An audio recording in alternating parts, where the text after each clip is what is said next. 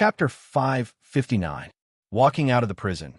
When the sun shone on them again, Lu Chun and Old Ma both felt a warm aura, as if they had walked out of the gloomy hell and returned to the lively world. Old Ma sighed and suddenly asked in a low voice, "Do you think Senior Immortal knows about the situation in this prison?" Lu Chun glanced at him and walked forward. Old Ma followed beside him.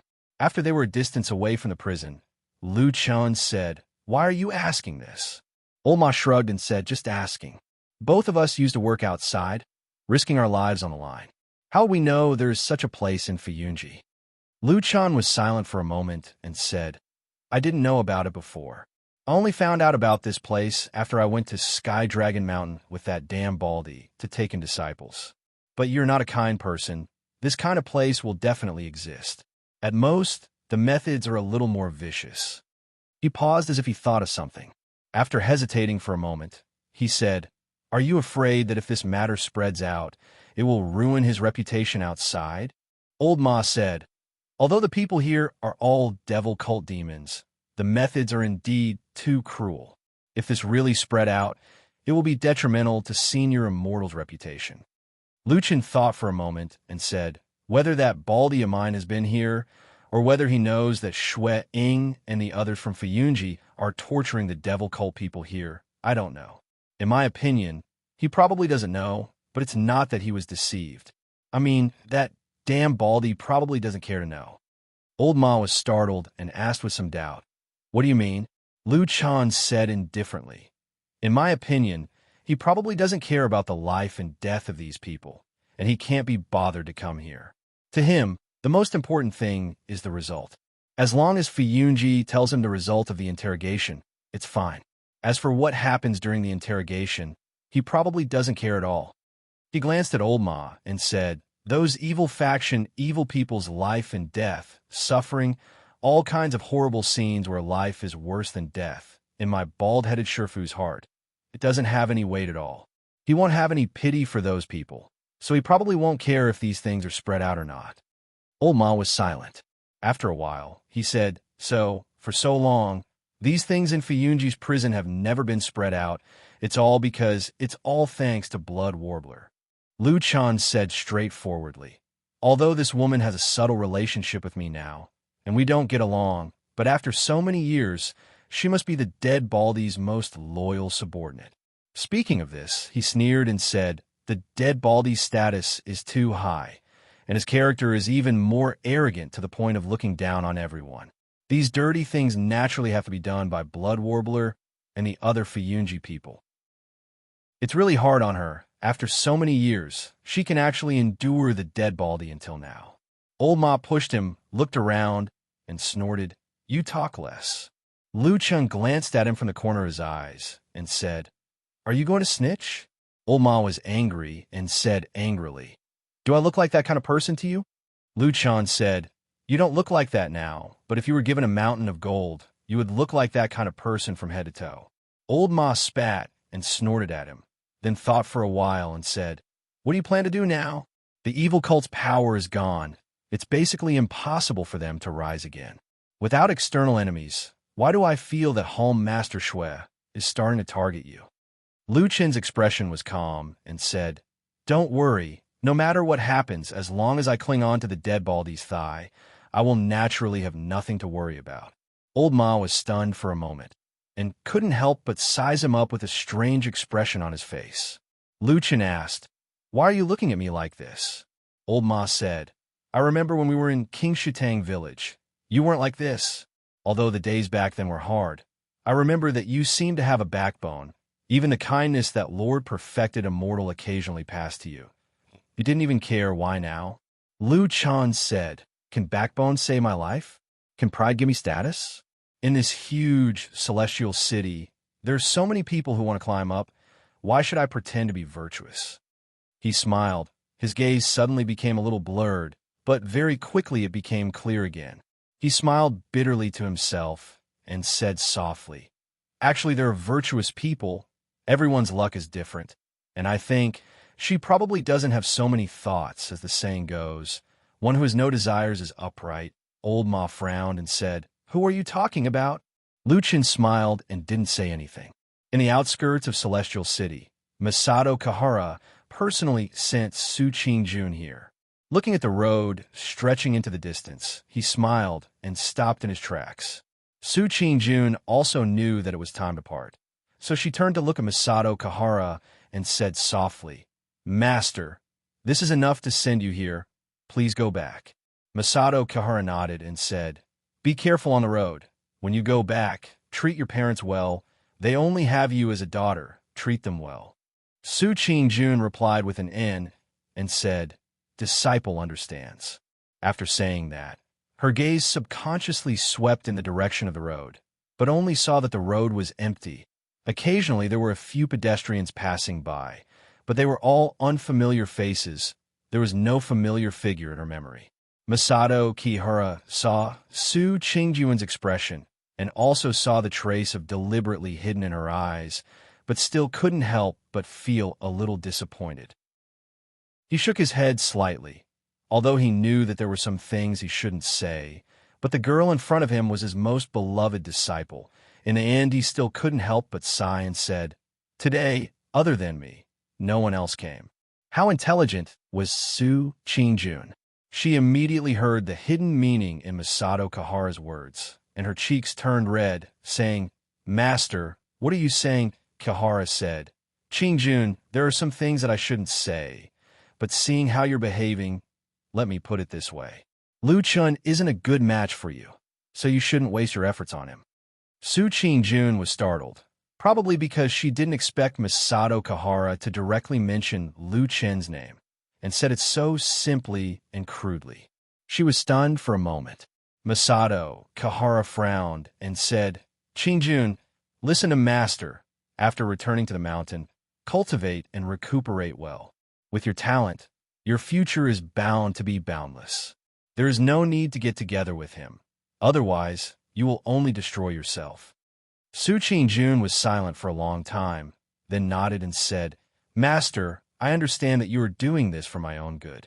In fact, I have already made a decision in my heart. Ever since he killed Sumo, I will never have any relationship with him again. Please rest assured, Master." Masato Kihara smiled, a gratified expression on his face. Su Qingjun bowed and bid farewell, then turned around and set out on the road back home. She looked at the distant mountains, and when there was finally no one around, she sighed softly and said to herself in a low voice, "Everyone, parents, master, and even friends, say that you are not a good person. Lu Chun, Lu Chun, what kind of person are you?" Chapter 560. In the Starry Hall, Supreme Guyu sat alone in the main hall, looking up at the strange starry sky map carved on the dome of the main hall. Her expression was slightly complicated, her eyes flickered slightly, and she was silent. At the entrance of the main hall, two children stood by the door and waited. From time to time, they would look back into the main hall, but every time they saw almost the same scene. They then looked at each other and saw the helplessness in each other's eyes. At this moment, footsteps sounded. The two children turned around and saw a middle-aged man in a Taoist robe striding over from outside the Starry Hall. The two children recognized this person. It was Supreme Guyu's disciple, Feng Zhe, one of the closest disciples of Supreme Guyu. When Feng Zhe came near, the two children came forward to greet him. Feng Zhe nodded and said in a low voice, "Help me inform them." The two children looked at each other with a troubled expression. One of the older children standing on the left said, "Senior brother, Master has instructed us to not let anyone disturb him." Feng Zhe was startled for a moment. He raised his head and glanced at the hall. From afar, he could see the Guyu, true lord in deep thought. He could not help but frown as he asked in a low voice, "How long has Master been inside?" The child on the right said, "It has been more than an hour." Feng Zhe hesitated for a moment, but after a while, as if struggling in his heart, he still made a decision and said, "I have an urgent matter. I must tell Master. This matter concerns Supreme Tai Hu of Heavenly Law Hall. It cannot be delayed. Help me go in and inform him." The two children were taken aback, and then a bitter expression appeared on their faces. However, Feng Zhe's status in the Starry Hall was quite high, and with his serious expression at the moment, the two children did not dare to be negligent. So after hesitating, the two children still walked into the main hall. Fengze looked at them from behind and saw that the two children walked carefully all the way to Supreme Guyu's side and then reported in a low voice. Supreme Guyu's face did not show any obvious anger, but after listening for a moment, she turned her head to look at the door. Fengze hurriedly bowed. Supreme Guyu's expression did not change, and after a moment of silence, she softly said to the two children. The two children seemed to be stunned for a moment. Then, they did not dare to say anything else and quickly bowed and left. Fengze had been waiting anxiously for a long time. When the two children finally came out, he greeted them and walked into the hall. However, at this moment, two arms suddenly appeared in front of him. It was the two Taoist children who had reached out in unison to stop him. Fengze was stunned and asked in surprise, "What are you doing?" The two Taoist children had apologetic expressions on their faces, but their expressions were resolute. They said softly, "Senior brother Fengze, please wait here for a moment. Master is currently studying the star atlas and shouldn't be distracted." Fengze was stunned for a moment and did not react for a moment. After a while, he said in astonishment, "Did you not mention to teacher that I have an important matter regarding Immortal Tiehu?" The Tao child sighed and said, "I did, Senior brother Fengze, but Master told me to do so. You should wait a little longer." Fengze was speechless. He could not help but look into the hall again, only to see that Immortal Guyu had returned to her original appearance of looking at the dome of the Star Atlas. She did not even glance over here. Fengze was speechless and felt a little uneasy. He secretly recalled his actions in the past few days and thought that he was still as respectful to Master as usual. It seemed that he did not offend Master in any way. What was going on? However, since Immortal Guyu had asked the Taoist child to pass this message, no matter what the purpose was, and whether there was any misunderstanding in between, Fengze couldn't ask for more. He couldn't even leave It Will now, because his master Immortal Guyu had asked him to wait here. Fengze silently retreated and nodded to the two Taoist children. He stood under a pillar at the side of the hall entrance and frowned at the same time. After a while, he who was full of doubts suddenly thought of something. Could it be that Master's reaction was related to his purpose of coming? He had never heard of any enmity between him and Immortal Tiehu. Could it be that he had suddenly committed a taboo? Fengze's body trembled. He could not help but reach out and wipe his forehead. It was actually a little wet. At the same time, a similar scene of subordinates paying their respects to the true monarch also occurred in the Kunlun Palace on the other side of the Celestial Dragon Mountain. The only difference was that the true monarch Tianlan, who is usually even more arrogant than the true monarch Guyu, didn't reject people outside the palace like the true monarch Guyu did. Instead, he allowed Shui Ying of the Floating Clouds office to speak with him. That oxen was lying lazily on one side and sleeping. Immortal Tianlan was sitting not far from Oxen with a calm expression. He looked at the beautiful and charming woman who was kneeling on the ground not far in front of him. His eyes were as deep as the unfathomable sea, with faint waves rising and falling. Shui Ying, on the other hand, was kneeling on the ground and did not even raise her head. She only opened her mouth and said, "It is subordinates' incompetence that has troubled you." Immortal Tianlan looked at her quietly. After a while, he said, "You don't have to explain so much to me. Elder Gue is a cunning and treacherous person. It is understandable that you could not catch him. I do not blame you."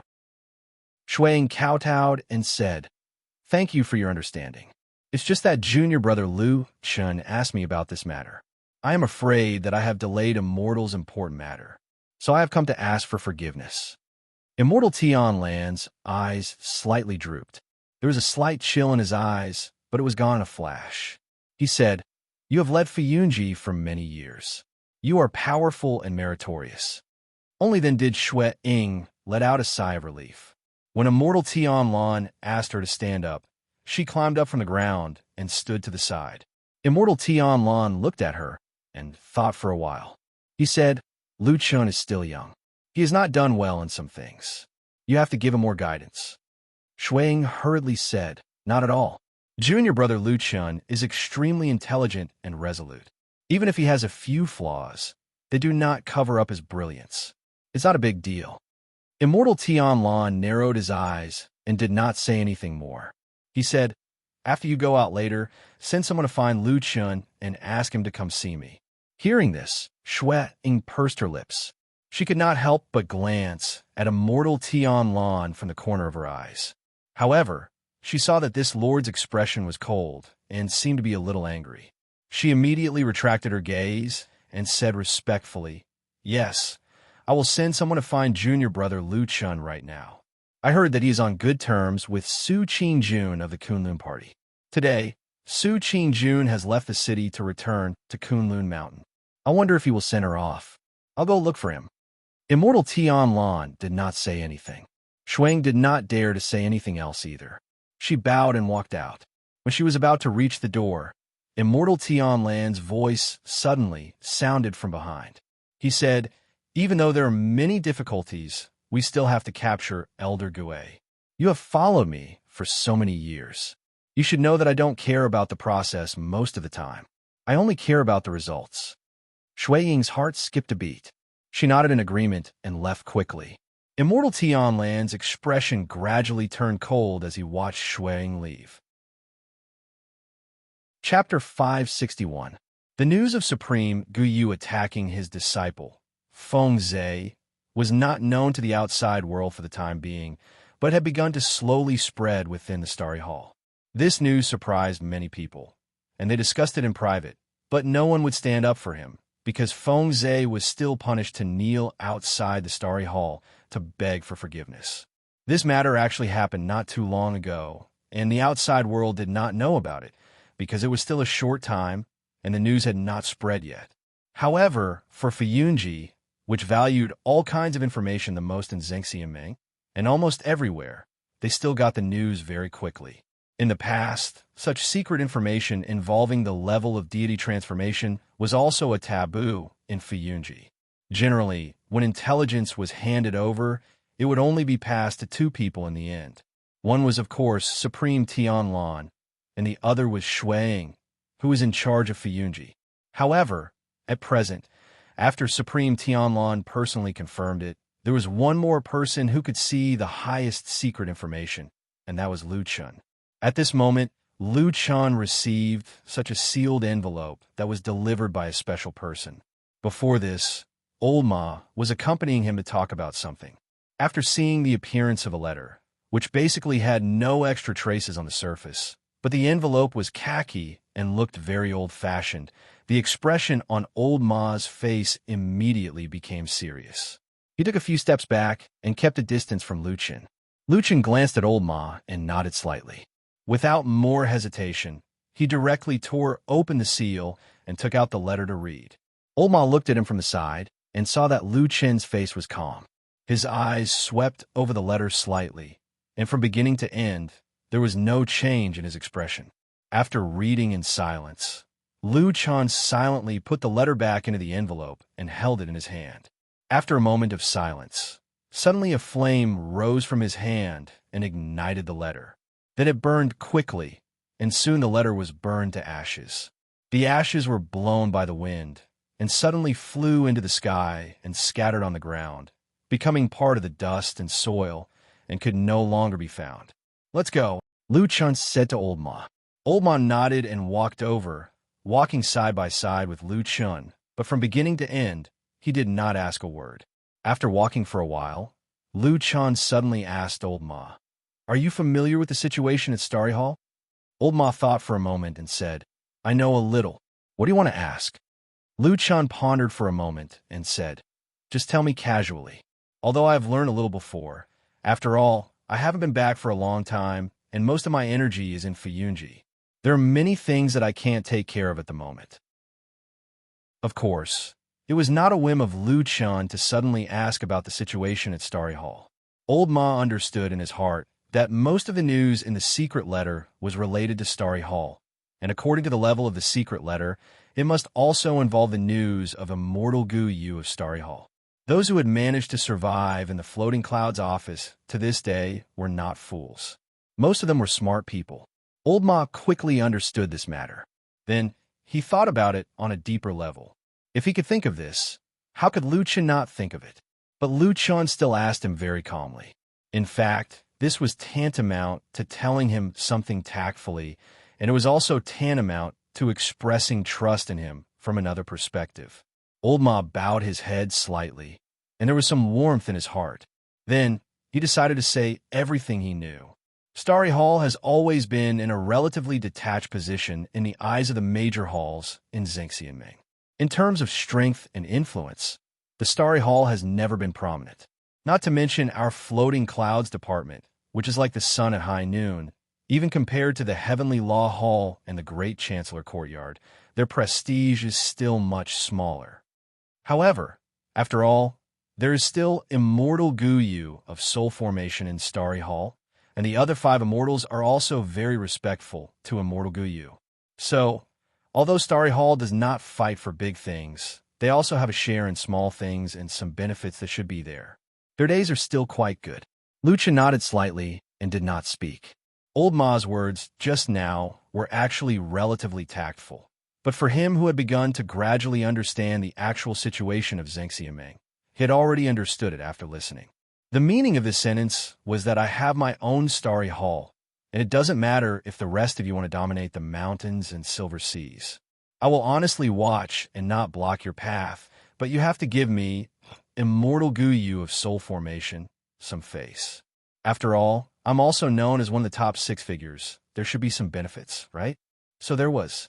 It was really good for everyone, and it was best for everyone to have benefits.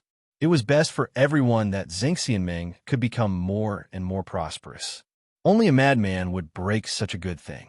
Was there such a madman who stood at the top in this world, but went crazy? Well, there shouldn't be. Lu Chen shook his head slightly and smiled bitterly in his heart, but he did not show it on his face. He said to Old Ma, I heard that Immortal Guyu has several disciples. Usually, he only oversees the overall situation, but generally does not care about the trivial things under him. Old Ma nodded and said, That's right. Immortal Guyu has 5 disciples, all named with the word Feng. They usually work for him. Most of the time, it is enough for the 5 of them to appear in front of the Starry Hall. So in private, some people also jokingly call them the 5 guardian deities of the Starry Hall. Speaking of this, Old Ma laughed and said, But there's another interesting thing. That is, Immortal Guyu usually has a detached attitude in the Immortal Alliance. But many times in the Immortal Alliance, there's a need to choose a side for the interests and various disputes in the Immortal Alliance. Although the 5 disciples have the same master, their positions and attitudes are very different when dealing with affairs. They are more inclined, which is also a scenery of our Sky Dragon Mountain. Lu Chen's eyes flashed slightly and said, What do you mean?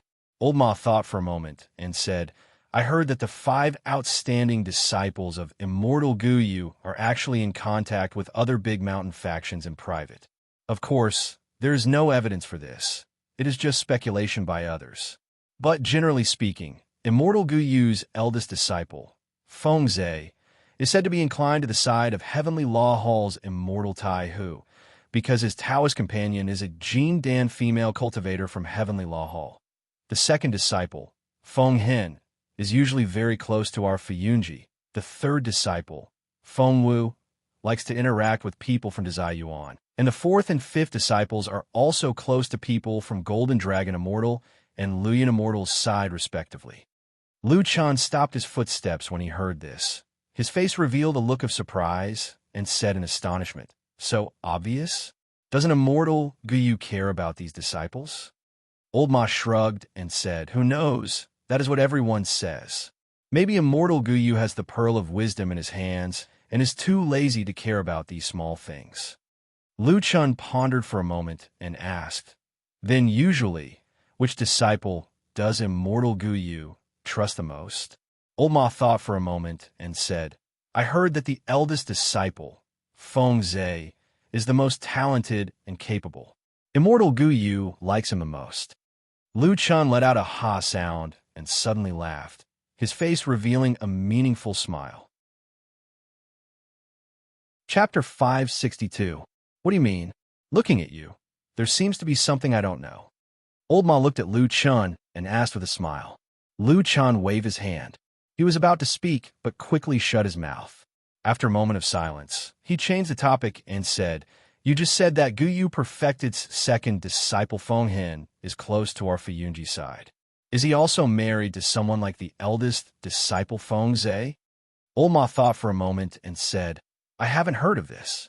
In fact, although Feng Zhe's Taoist companion is a female cultivator from the Heavenly Law Hall, she doesn't usually do anything excessive. After all, Feng Zhe is the disciple of a Huashan Perfected. It's just that with this layer of relationship, once there is something related to interests, Feng Zhe will naturally be biased towards the Heavenly Law Hall. This is also human nature." Speaking of this, Old Ma smiled and said, "But this is too much, and it is easy to be criticized. Look at the second disciple Feng Hin over there. He has nothing to do with our Fuyunji. Our means are still more clever." "Clever my ass." Lu Chen sneered and said, "Since you said it so directly, he is on our side. Obviously, the outside world probably thinks so too. In this case, what's the use of talking nonsense without clear evidence? Do you think that Guyu Perfected, a high and mighty Huashan Perfected, will care if you have evidence or not? There are many things in this world that need to be reasonable, and this is also the use of the so-called justice of heaven. However, there are also some people who are too powerful, such as Tianlan and Guyu. Generally speaking, if there is no evidence, then there is no evidence. It's just that he doesn't like you. If he really didn't like you, he could still kill you without any evidence. Even if he didn't do it because he had some scruples and didn't do it, it was definitely not because he was worried about something like reason or evidence. Instead, he felt that there would be all kinds of chain reactions after he did it.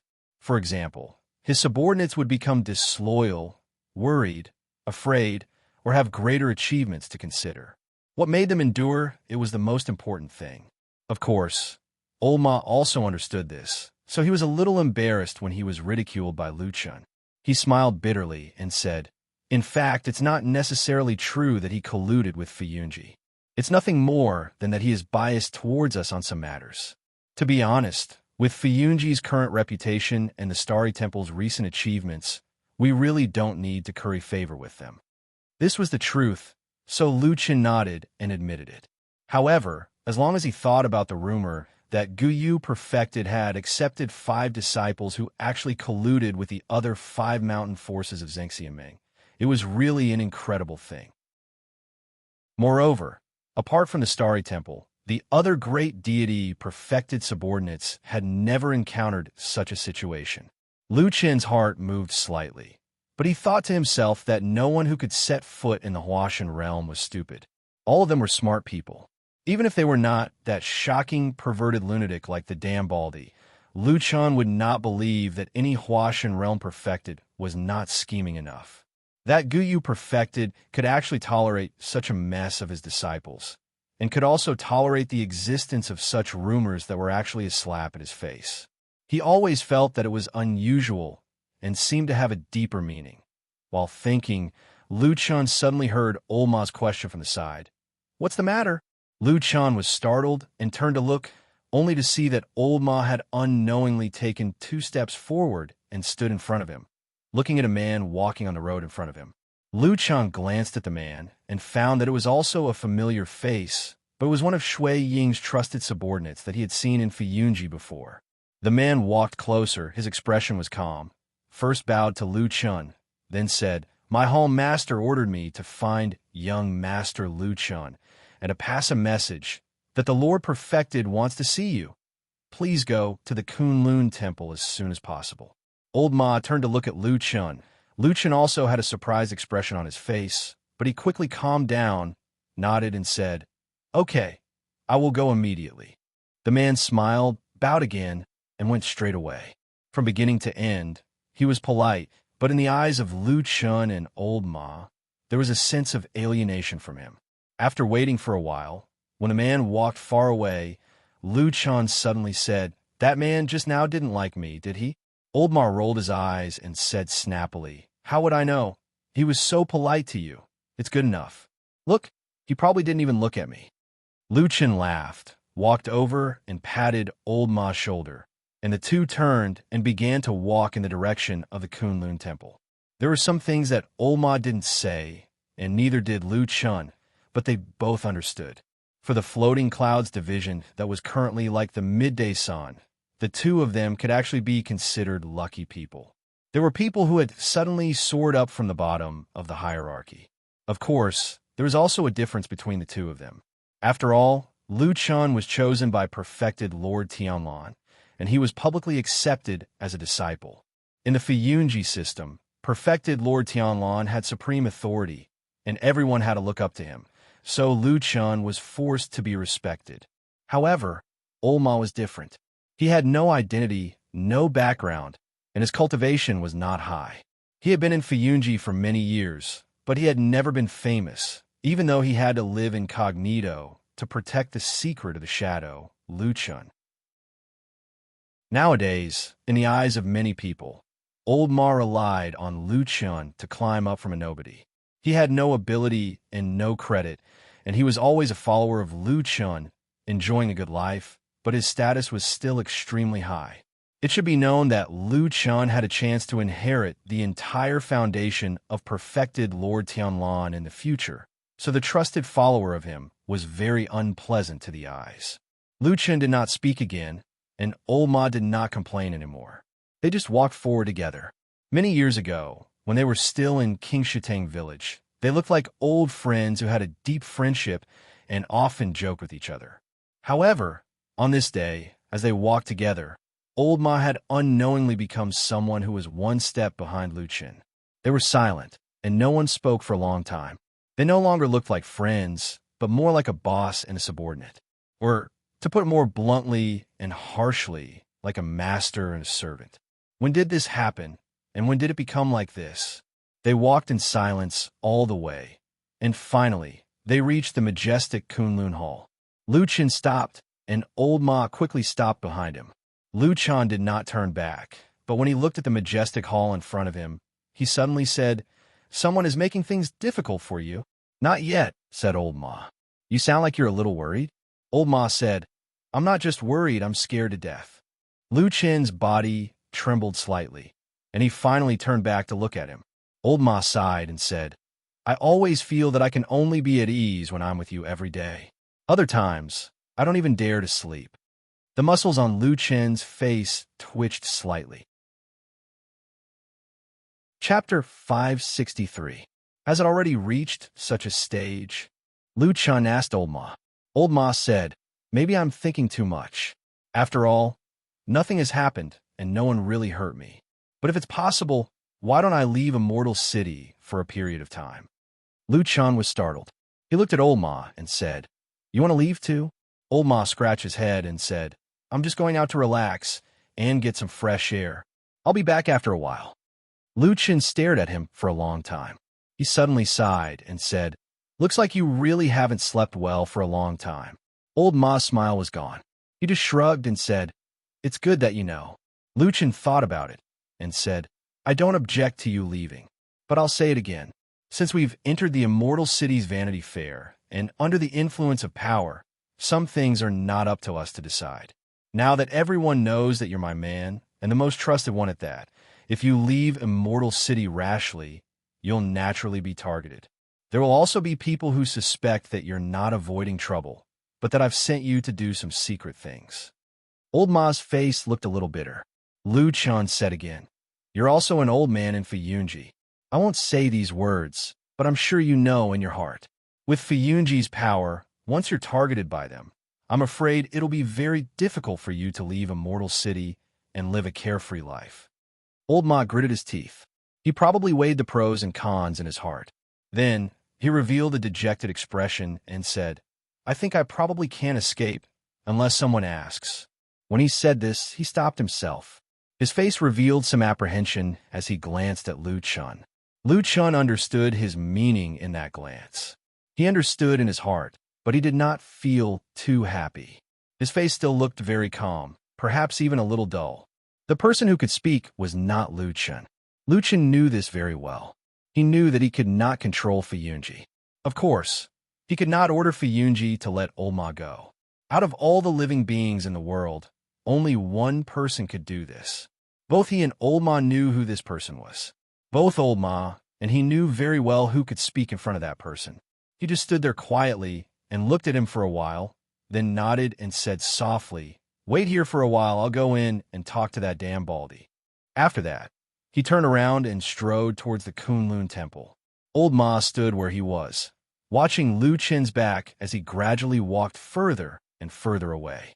Suddenly, he felt an inexplicable sense of desolation in his heart. He bowed his head slightly, then sighed. There are thousands of people in the world, and everyone's fate was different. Perhaps some people were born perfect and would have a good life, but some people were unlucky, born lonely, and would always encounter all kinds of misfortunes. What kind of person would you be? Would you feel lonely occasionally? If in this long life, those who know familiar and important people, they will sooner or later leave, leaving you alone, then how will you feel? But no matter what, probably, maybe we would not say it, pretend to be calm, pretend to face life calmly. When Lu Chen walked into the temple, he felt a sense of loss. It was not until Old Ma's hesitant words that he suddenly realized that he only had one friend left by his side. And now, that person seemed to be about to leave. He looked up and caught sight of perfected Lord Tianlan.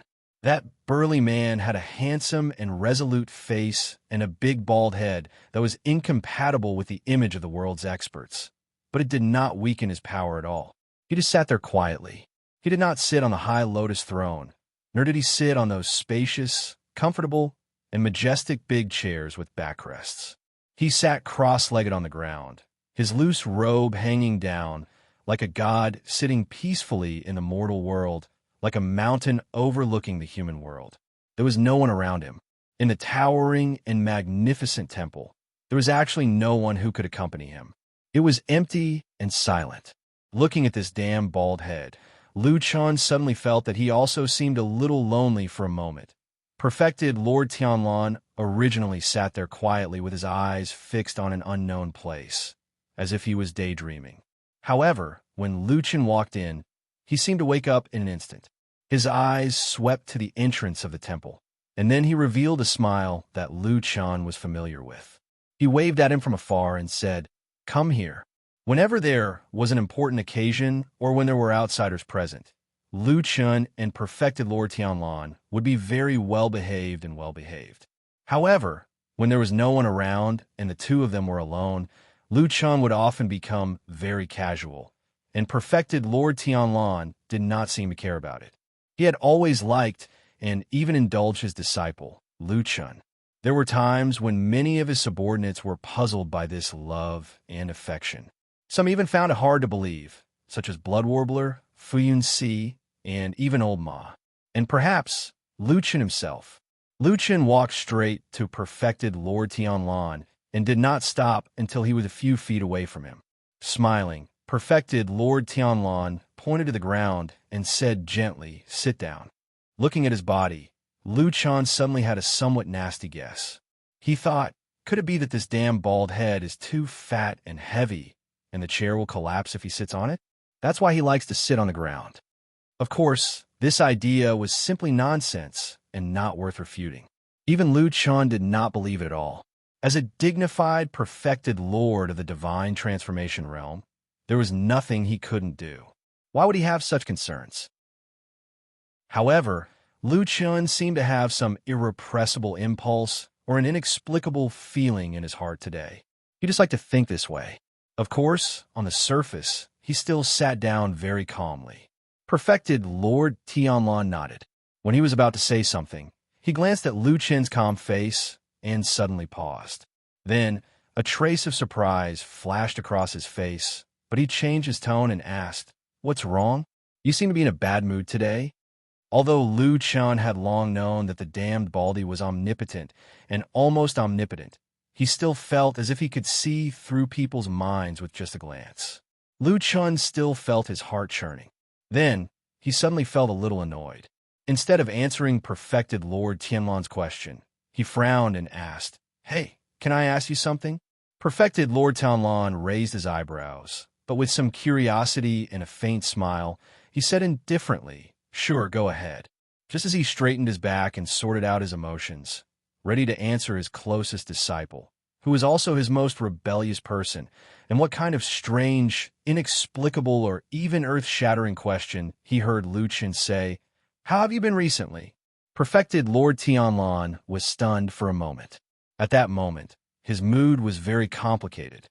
It should be noted that he had been prepared to face difficulties and even thought about how he should respond when Lucien asked all kinds of tricky and difficult questions and even his deepest secrets.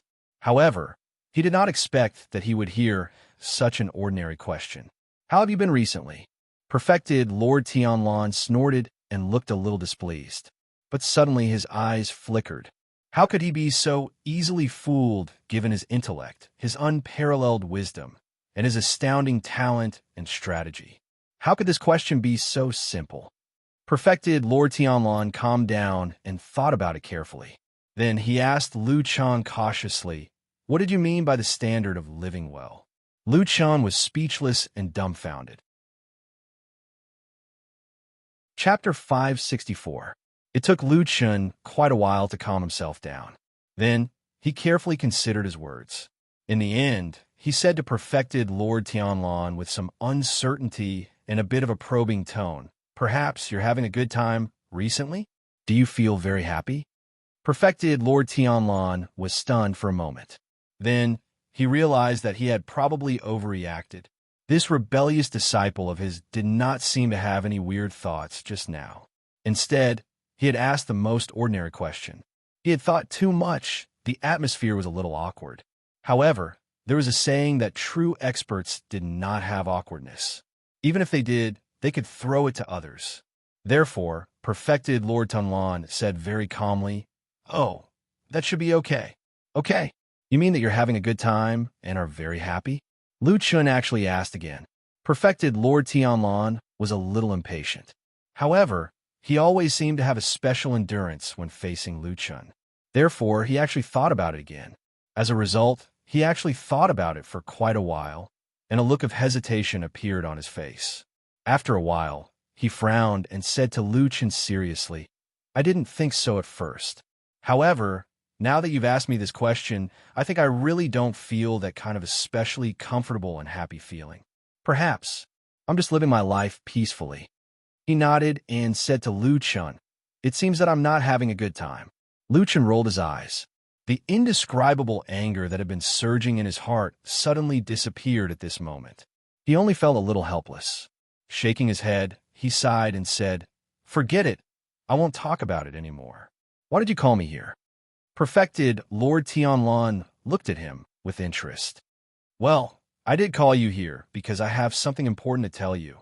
Lucien's expression turned serious.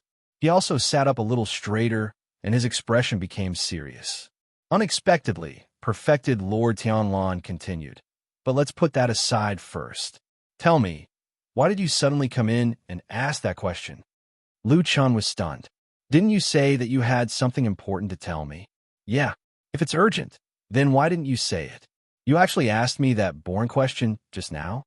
Perfected Lord Tianlan said disapprovingly, "No matter how important it is, I can handle it. What's there to be afraid of? Come.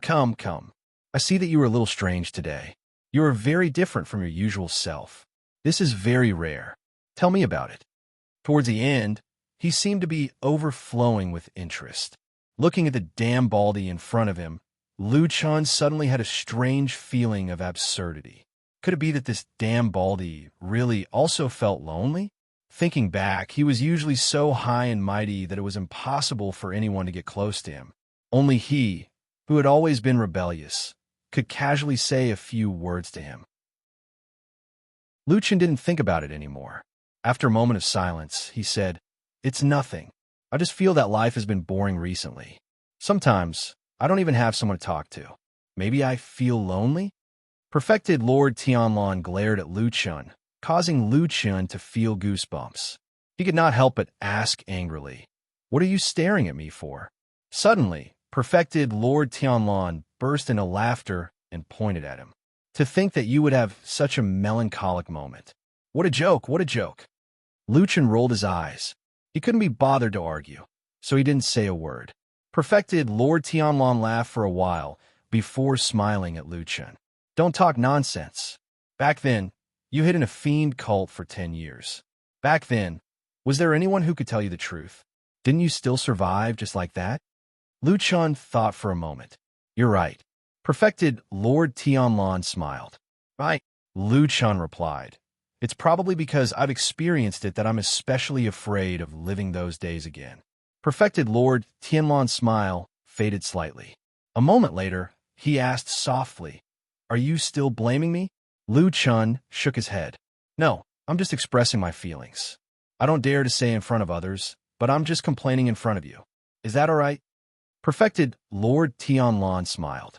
It's fine, it's fine. Lu Chen sighed. These days are unbearable. It's as though I'm always seeing people leaving and dying. By the way, damn Baldy, you're often alone as well. Have you ever felt lonely? Perfected Lord Tianlong smiled and shook his head. Just as he was about to reply, he froze all of a sudden and fell silent. For a moment, he was speechless. Lu Chen sensed something and looked up in surprise. He saw that the smile on Perfected Lord Tianlong's face was gone, and he gradually regained his original solemn expression. He was like a god and did not seem to have the emotions and desires of a human. Was he lonely? Apart from himself, no one knew the answer to that question because he was the only one who could experience that feeling. Therefore, if Perfected Lord Tianlong did not say anything, Lu Chen would not understand how he felt. Even though he had many guesses from Perfected Lord Tianlong's expressions and actions, they were ultimately just guesses. However, for some reason, Lu Chen suddenly felt that this damn Baldy was more pleasing to the eye. When Perfected Lord Tianlong retracted his smile and was solemn, he was rather dignified, and everyone on Sky Dragon Mountain respected him. However, when he saw Lu Chen looking at him with a strange expression, he frowned. Then he suddenly said with some dissatisfaction, What are you looking at with shifty eyes? Lu Chen said, Is it wrong for me to look at you and listen to you? Perfected Lord Tianlong scoffed. I'm a soul formation perfected lord. Is it wrong for me to say that you're wrong? Lu Chen was stunned for a while before nodding. You're right, it's all my fault. Perfected Lord Tianlong looked at him, and the serious expression on his face suddenly disappeared. He laughed and slapped his knee. You're quite sensible. Lu Chen rolled his eyes, and then he sighed and said, All right, the two of us have some status on Heavenly Dragon Mountain at any rate. What exactly do you want to talk to me about after we've wasted so much time talking nonsense? Perfected Lord Tianlong scoffed. You're the one who started all this nonsense. However, this is good. I'm in a good mood after talking about it. I feel like I'm living a happy life now. Lu Chen was speechless. He thought that no one would expect such a perfected Lord Tianlong to be like this. However, seeing that the damn Baldy was just sitting there happily without any intention to continue talking, Lu Chen could only remind him to talk about business again. Perfected Lord Tianlong replied with an, Oh, as if he was reminded of that matter. He said casually, I called you here to ask you, what have you been doing recently? Lu Chen said, I didn't do much. The devil cult side is basically fine. Only Elder Ghost escaped, so I helped Shuang chase after him. Don't bother about that matter. Perfected Lord Tianlong suddenly interrupted him. Don't interfere in this matter in the future. Leave it to Shuang. Lu Chen was stunned. It was not that he was reluctant to give up that bit of power, but he was surprised that Perfected Lord Tianlong was so resolute. After a pause, he did not ask for the reason and agreed immediately. All right. Perfected Lord Tianlong's expression relaxed when he saw Lu Chen's reaction. He smiled and nodded. All right, that's all. You can go now. Lu Chen was stunned for a moment. That's all. Yes, that's all. That's all. Lu Chen said. All right, but I still have something to tell you. Chapter 565. What's the matter? Perfected Lord Tianlong asked Lu Chen. Lu Chen pondered for a moment and said, There's still some trouble in the Western Land. I want Olma to go there. Perfected Lord Tianlong frowned and looked at Lu Chen without saying anything, but his eyes were deep and sharp as if he wanted to see through Lu Chen's mind. Lu Chen didn't intend to avoid his eyes, and just met his eyes. After a while, perfected Lord Tianlong suddenly snorted and said no. Lu Chen was slightly surprised. He opened his mouth as if he wanted to say something, but then stopped. In the end, he just nodded without saying anything, and there was no shame or anger on his face after his request was rejected. When Lu Chen walked out of the Kunlun Palace, the moment he stepped out of the door, his originally calm face was replaced by a heavy graveness, as if he had a lot on his mind. Old Ma, who had been waiting outside, came to greet him. First, he carefully looked at Lu Chen's expression, and his heart skipped a beat. Then he looked at the magnificent palace behind Lu Chen and asked in a low voice, "How is it?" Lu Chen shook his head slightly and didn't answer. He only said softly, "Let's walk and talk." Old Ma was stunned and nodded in agreement. Then, he followed Lu Chen and left the Kunlun Palace. After walking for more than 100 feet, Lu Chen stopped and said to Old Ma, "You can't leave without my agreement." Old Ma looked disappointed, but he didn't look particularly surprised. Maybe he already knew it. But even so, he still sighed and muttered a sentence. Lu Chen didn't hear him clearly and didn't know if he was complaining. After a while, Old Ma gradually calmed down and asked Lu Chen with a frown why. Lu Chen shook his head and said, "No reason." He didn't explain. He just said no directly. Old Ma smiled bitterly and said, "Then forget it. Nothing will happen here in the Immortal City. Even if the sky falls, there are so many people on Mount Tianlong to support it." Lu Chen laughed and patted his old friend's shoulder, saying, "You're right. Don't be afraid. If something really happens, there are people more unfortunate than you." Old Ma shrugged and didn't seem to take Lu Chen's words to heart. He looked around casually and suddenly changed the topic, saying, "By the way, why didn't I see Atsu today? Isn't it always with you?" Lu Chen said with an "oh" and said, "Didn't the oxen on Kunlun Mountain also come here? Recently, Atsu often follows it when it has nothing to do. I don't know where it is now. The atmosphere on the mountain recently feels a little strange." An aged but calm voice floated in the quiet room. That hand that already seemed a bit withered was currently placed on a smooth, spotlessly white, and exquisite woman's back, gently caressing it. Song Wenji turned sideways and faced the inside of the wall.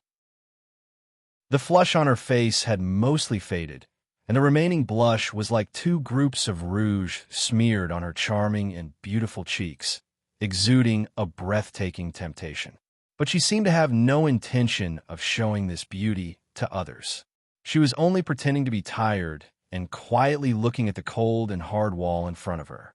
At this time, her face revealed a rare trace of coldness. The old hand touched her bare shoulder and gently rubbed it. It was like a piece of hard and rough sandpaper, making Song Wenji's whole body tremble slightly. Her heart felt numb, and a trace of deep and dark disgust flashed across the depths of her eyes. The hand suddenly stopped, and then the voice paused for a moment. Then, with a trace of concern, he asked her, "What's wrong?"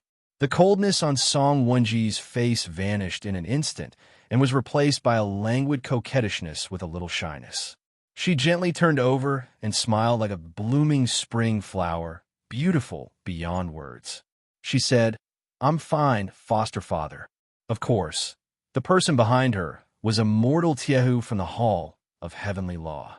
With some affection, he gently stroked Song Wenji's beautiful hair. His face showed a gratified expression and said, "It's good that you're fine." Song Wenji smiled and said, "I was distracted just now." "Ifu, what did you say just now?" Immortal Tiehu said, "I said that recently.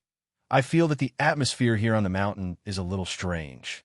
I always feel that something is going to happen." He hesitated for a moment and said, "Oh yes, I heard that in the Starry Hall. Fengze was scolded and punished by that old man Guyu and has been kneeling outside the hall for a few days."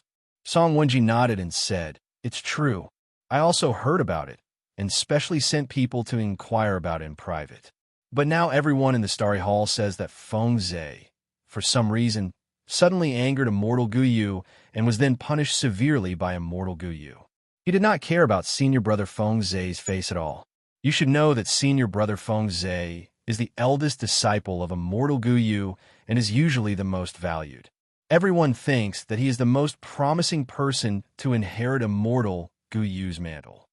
Immortal Tiehu snorted and said, "It's hard to say whether he can become Guyu's true disciple and take over the foundation of the Starry Hall.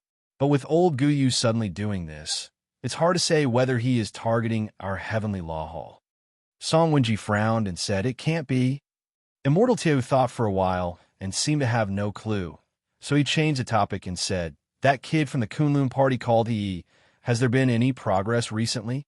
Song Wenji's eyes flashed and said, "That person is in a hurry and kept asking me to make arrangements. He wants to meet you personally." Immortal Tiehu sneered and said, "Have you checked his background?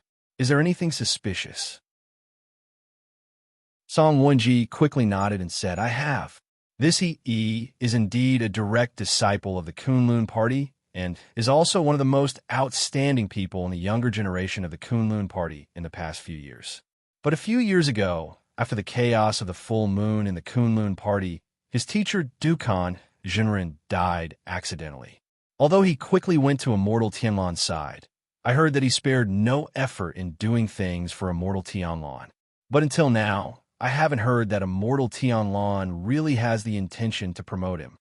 Immortal Tiehu sneered and said, "He's just a clown. What kind of person is Tianlan? Why would he like him?" Song Wenji raised her eyebrows slightly. Then, "Foster father, are you saying that he's depressed because he can't get what he wants? That's why he's secretly relying on us?" Immortal Tiehu thought for a moment and said, "It has been difficult for us to get a nail in Fuyunji and the Kunlun party. Although we can't completely trust he this time, it is a rare opportunity after all. How about this?" He suddenly sat up and squinted his eyes with a hint of coldness and said, "Let him prepare a proof of allegiance. If he is sincere, I will meet him and guarantee him a bright future."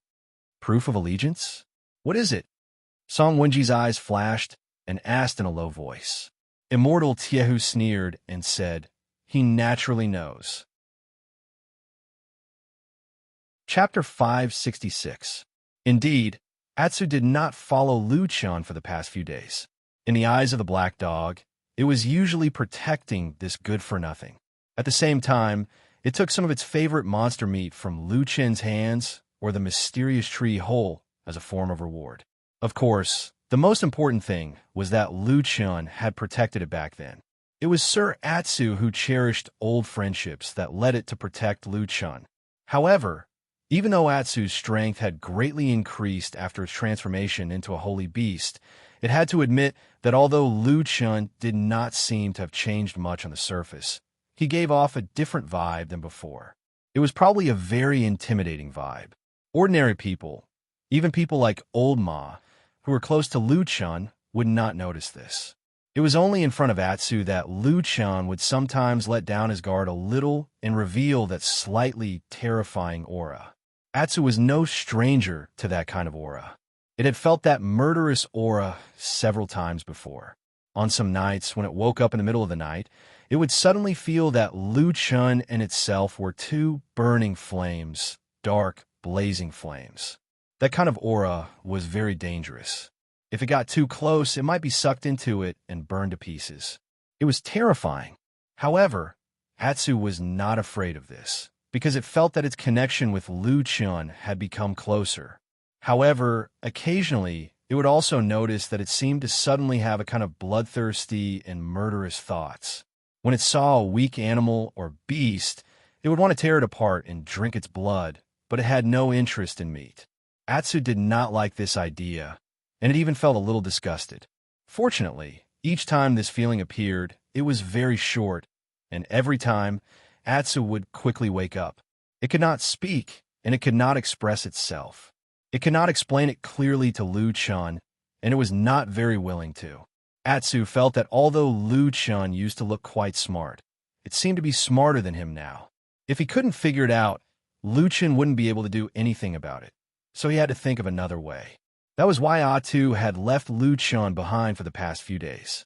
Lu Qian's strength had probably increased by quite a bit in secret, so protecting himself wouldn't be a problem.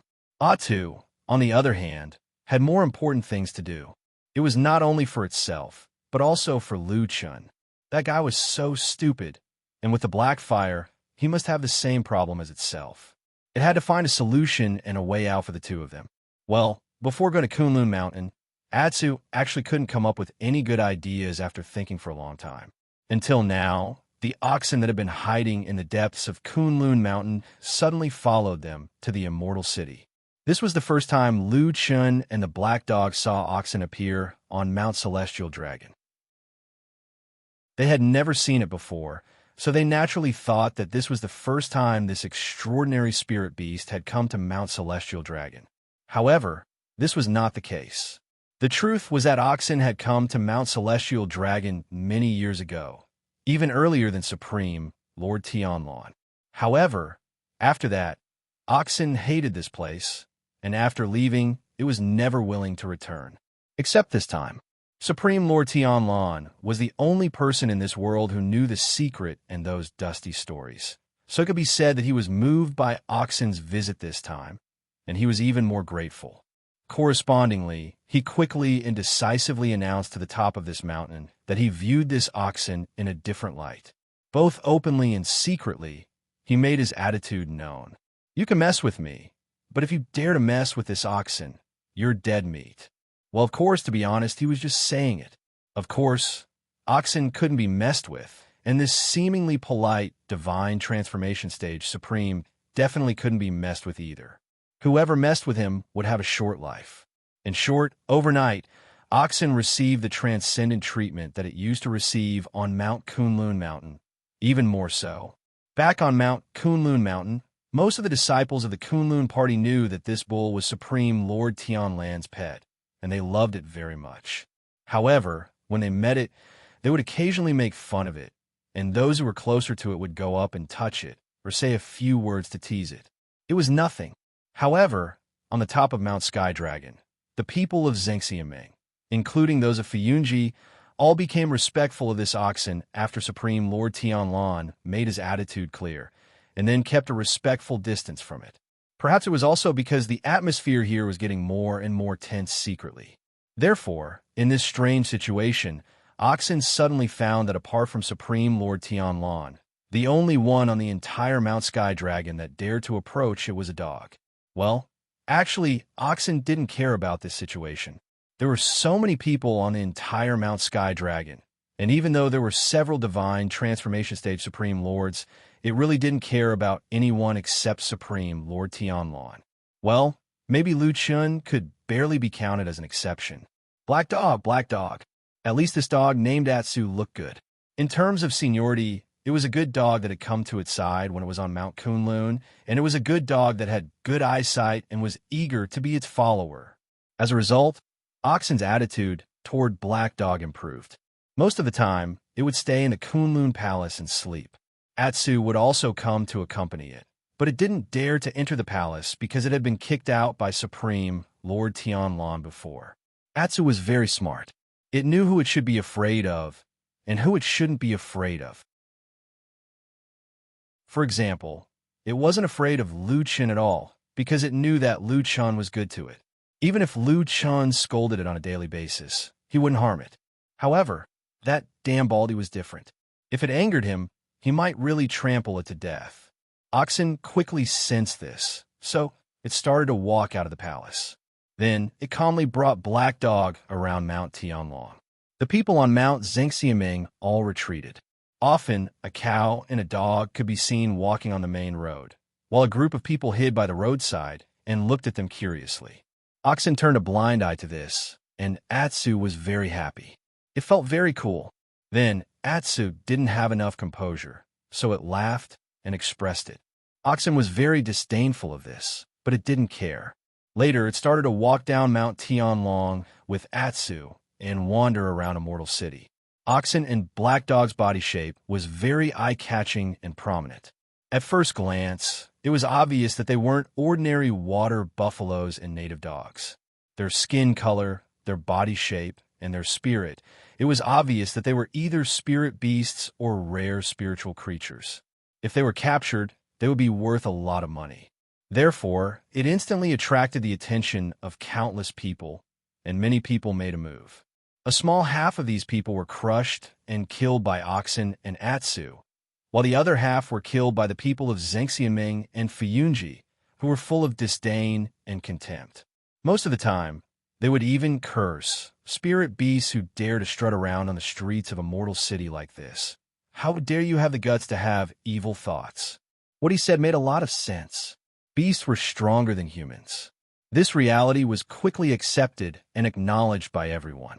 Then, when Oxen and Atsu walked on the streets, no one dared to stop them anymore. Instead, everyone hid far away. Until one day, when Oxen and Atsu walked on a long street. Atsu was chewing on a meat bone that it had picked up from God knows where, when it saw Oxen suddenly stop in its tracks.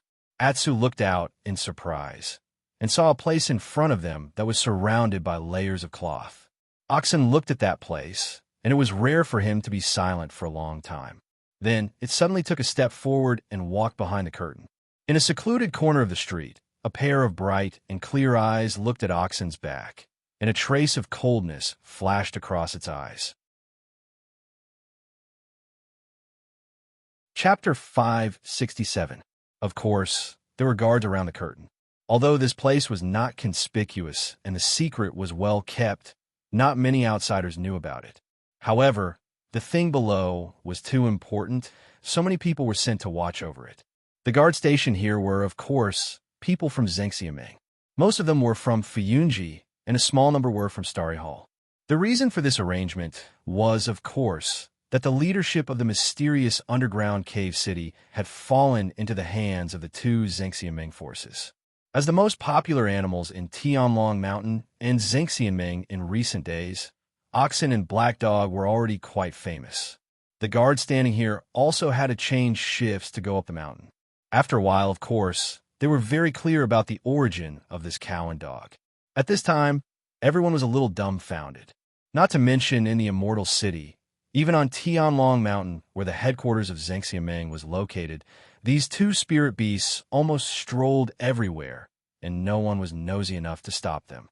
Of course, unless it was some serious places, such as the cave residences of several deity transformation stage perfected cultivators, or the important places of several mountain halls, this kind of place was not allowed. However, it was hard to say for Atsu, but Oxen seemed to be a giant beast that had become a spirit. It never went near places that were taboo and places that might have powerful figures, such as deity transformation stage perfected cultivators. Because of this, they didn't go to important places, and people would certainly give face to perfected Lord Tianlan and Fuyunji, so they wouldn't stop them. But this time, it seemed to be a little different. Regardless of whether it was the guards of the Floating Clouds Division or the Starry Hall, as long as they were guarding this place, they had been warned sternly by their superiors before they came that the underground tunnel was an extremely important place, and they had to guard it with all their might. They could not be careless, and they had indeed achieved this. Although there were many problems in Zengxiaming today, such as overstaffing, extravagance and exaggeration, and evading responsibility, it was still a hegemon of a generation. It had a solid foundation, and it was still possible for its subordinates to take things seriously. However, the situation they were in right now was a little troublesome, seeing that Oxen and the Black Dog seemed to be very determined to walk into the curtain. The group of guards looked at each other. The people of Fuyunji looked at the guards of Starry Hall, and the people of Starry Hall looked at the experts of Fuyunji with hope. Then, everyone realized that there was nothing they could do. In the end, someone from the Starry Hall shouted, "Hey, can you guys from Fuyunji block them?" There were many people on Fuyunji's side. Soon, someone replied, "Why? Why aren't you guys attacking?" The guard of the Starry Hall actually laughed. He seemed to be taking pleasure in their misfortune. He said, "These two bastards came from your Floating Clouds office, right?" The guards of Fuyunji were instantly speechless.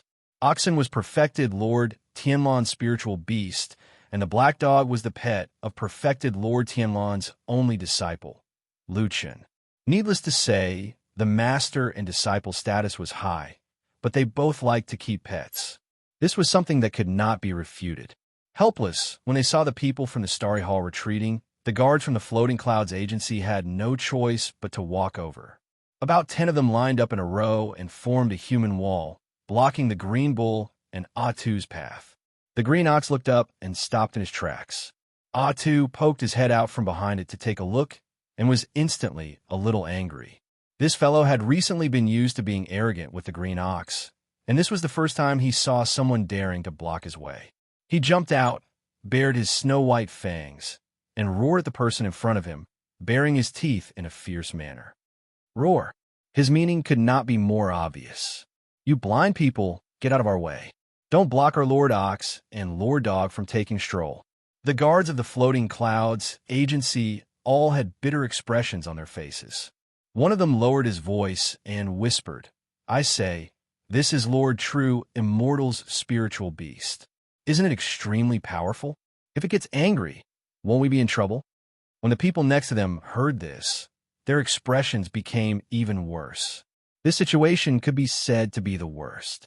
It was even worse than when perfected Lord Tianlan's disciple, Lu Chun, brought people over to stop them. Although Lu Chen's status was extremely high, he was still a human, and humans had to be reasonable, right? As long as they clearly explained the rules here, and everyone followed the rules, even Lu Chun could not do anything to them. But it was very annoying to deal with this ox and dog. If the spiritual beast in front of them got angry and rushed over to kill people, how would that end up? That was perfected Lord Tianlan's most beloved pet. Would anyone dare to reason with perfected Lord Tianlan? And even if perfected Lord Tianlan was reasonable, he would at most comfort them with kind words and give them some compensation. He would not really kill oxen to pay for it. If that happened, the dead would not be resurrected, and they would have died in vain. They were all people in Zhengxiameng. Who didn't know this? Even small fries had their own intelligence and wit. Thus, no one dared to go up and criticize her sternly. This was a forbidden area, and she didn't allow them to wander around. However, it wasn't good for them to give way. Otherwise, if they were to be held accountable, Hull Master Shuang would definitely have to bear the consequences. After a while, Oxen became a little impatient. Black Dog saw that no one was paying attention to it, and immediately became angry. Did dogs not care about their reputation? Especially when there was an enigmatic boss, Oxen, behind it. Atsu bared its fangs and roared. It began to press forward with a very fierce momentum. It seemed like it was about to eat someone. The guards in Fiyunji were in an uproar. This black dog did not look like much on normal days, but when it suddenly became fierce, its momentum was very fierce and frightening. It was as if it was going to pounce on them and bite their throats in the next moment. There were a few sounds of pa-pa-pa-pa. 3 or 4 people pulled out their weapons at the same time. The atmosphere suddenly became tense. Even the people from Astari Hall who were watching from the sidelines stopped smiling and had solemn expressions on their faces. The guard duty here was very important. If something really happened, even if they were not the main responsibility, they would most likely be scolded or even punished. Atsu was not afraid of those weapons. It still slowly moved forward step by step. It was half testing and half pressuring. At the same time, a strange black flame flashed in the depths of its eyes. Just when the atmosphere suddenly became so tense that it made people hold their breath, they heard a low moo. Oxen appeared next to Atsu and blocked its way. Atsu glanced at Oxen and put away its fangs. The threatening momentum disappeared, and the guards in front of them immediately breathed a sigh of relief. Unexpectedly, Oxen raised its head and walked forward without saying a word. The guards only saw a blur in front of them, and the huge body of the bull was in front of them in an instant. The guards were shocked and were about to shout for it to stop when they suddenly saw the green ox shake its head. With a scream, the guard who was closest to the ox's head suddenly rose into the air and then flew into the distance with a strange cry. With a bang, he smashed into a piece of cloth and then tore off 3 or 4 pieces of cloth at the side. Immediately, the ground was a mess. Dang. The group of guards suddenly stood up with a dignified look on their faces. They unsheathed their weapons and surrounded the cow and dog. Chapter 568. Everyone present was shocked. When the figure flew into the sky, everyone's gaze followed it, then turned their heads at the same time. They watched as the flying figure drew an arc in midair, then fell to the side of the curtain with a loud noise. A pile of things were torn off, revealing half of the tunnel entrance that was originally covered. Atsu poked its head out from behind Oxen's huge body and blinked its doggy eyes. It looked at this silent big guy with a look of admiration. It seemed like it really had a lot to learn. I seem to have heard Lu-chan say something like a dog that bites doesn't bark. However, Atsu immediately felt that something wasn't quite right. Lu-chan's words seemed to be cursing someone. For a moment, the dog's mind wandered, and it began to recall the situation when Lu-chan said those words to it. Was it a sarcastic curse? After all, this person was too bad. He was full of bad ideas and would often be tricked. It was better to be careful.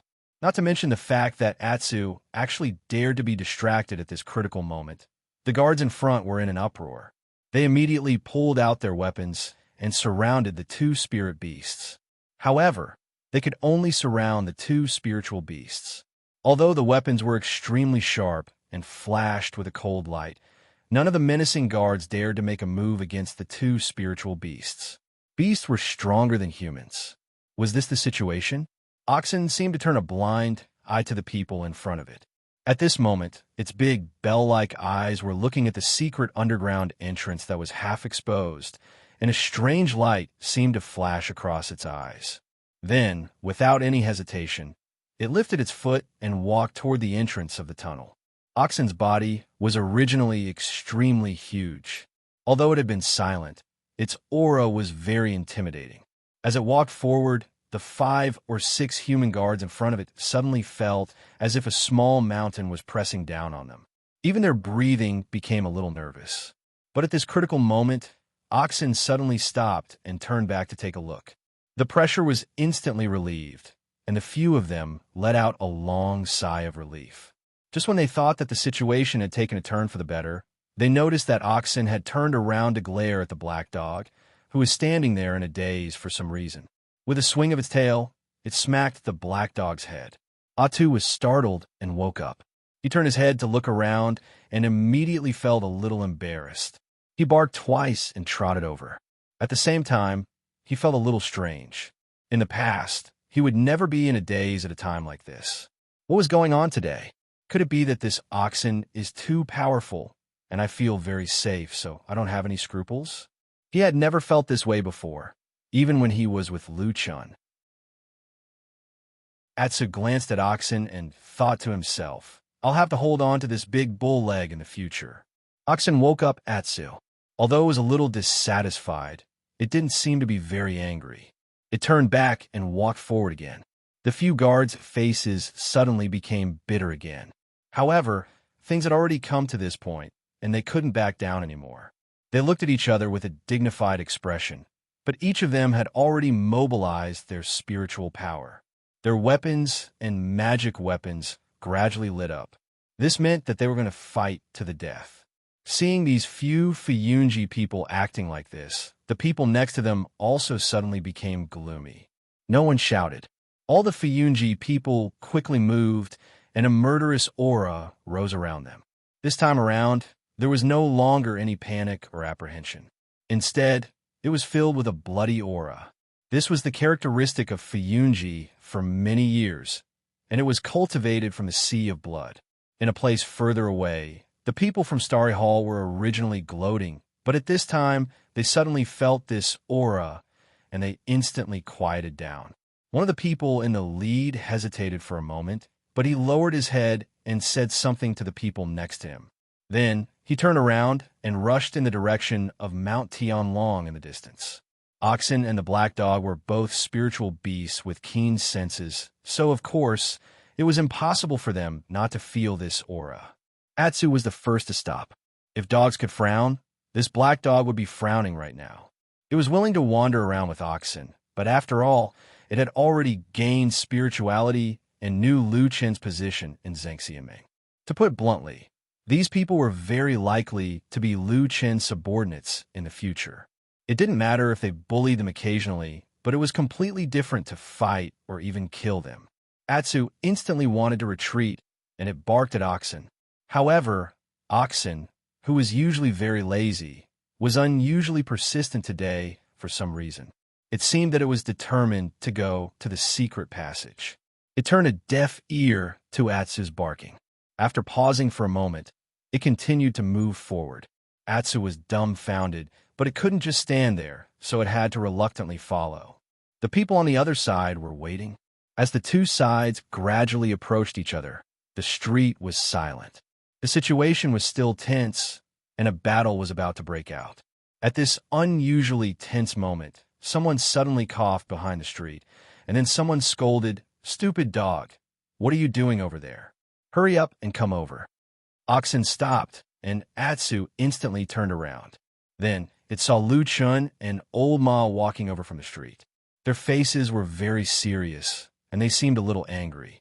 Atsu let out a loud bark, and then it ran towards Lu Chun, wagging its tail vigorously along the way. No one knew why it was so happy. Lu Chun snorted, and then he patted the head of the dog that had rushed in front of him, and said in a low voice, "Stupid dog, you only know how to make trouble for me." Atsu seemed to not understand what he said, and it only grinned and wagged its tail. Lu Chun coughed, and then he walked towards Oxen. Oxen stared at him, and its eyes were deep, and it seemed to be a little gloomy. As for the surrounding guards who were nervously holding weapons in their hands, they still looked very stern, and none of them had any intention of putting down the magic weapons in their hands. Lu Chun walked to Oxen's side and said in a low voice, "I say, the people here are all the damn Baldy subordinates. Don't do anything stupid." Oxen let out a low moo, but it didn't say anything. Lu Chun looked ahead again, and he frowned and said, "You want to go down?" This time, Oxen nodded. Lu Chun hesitated for a moment.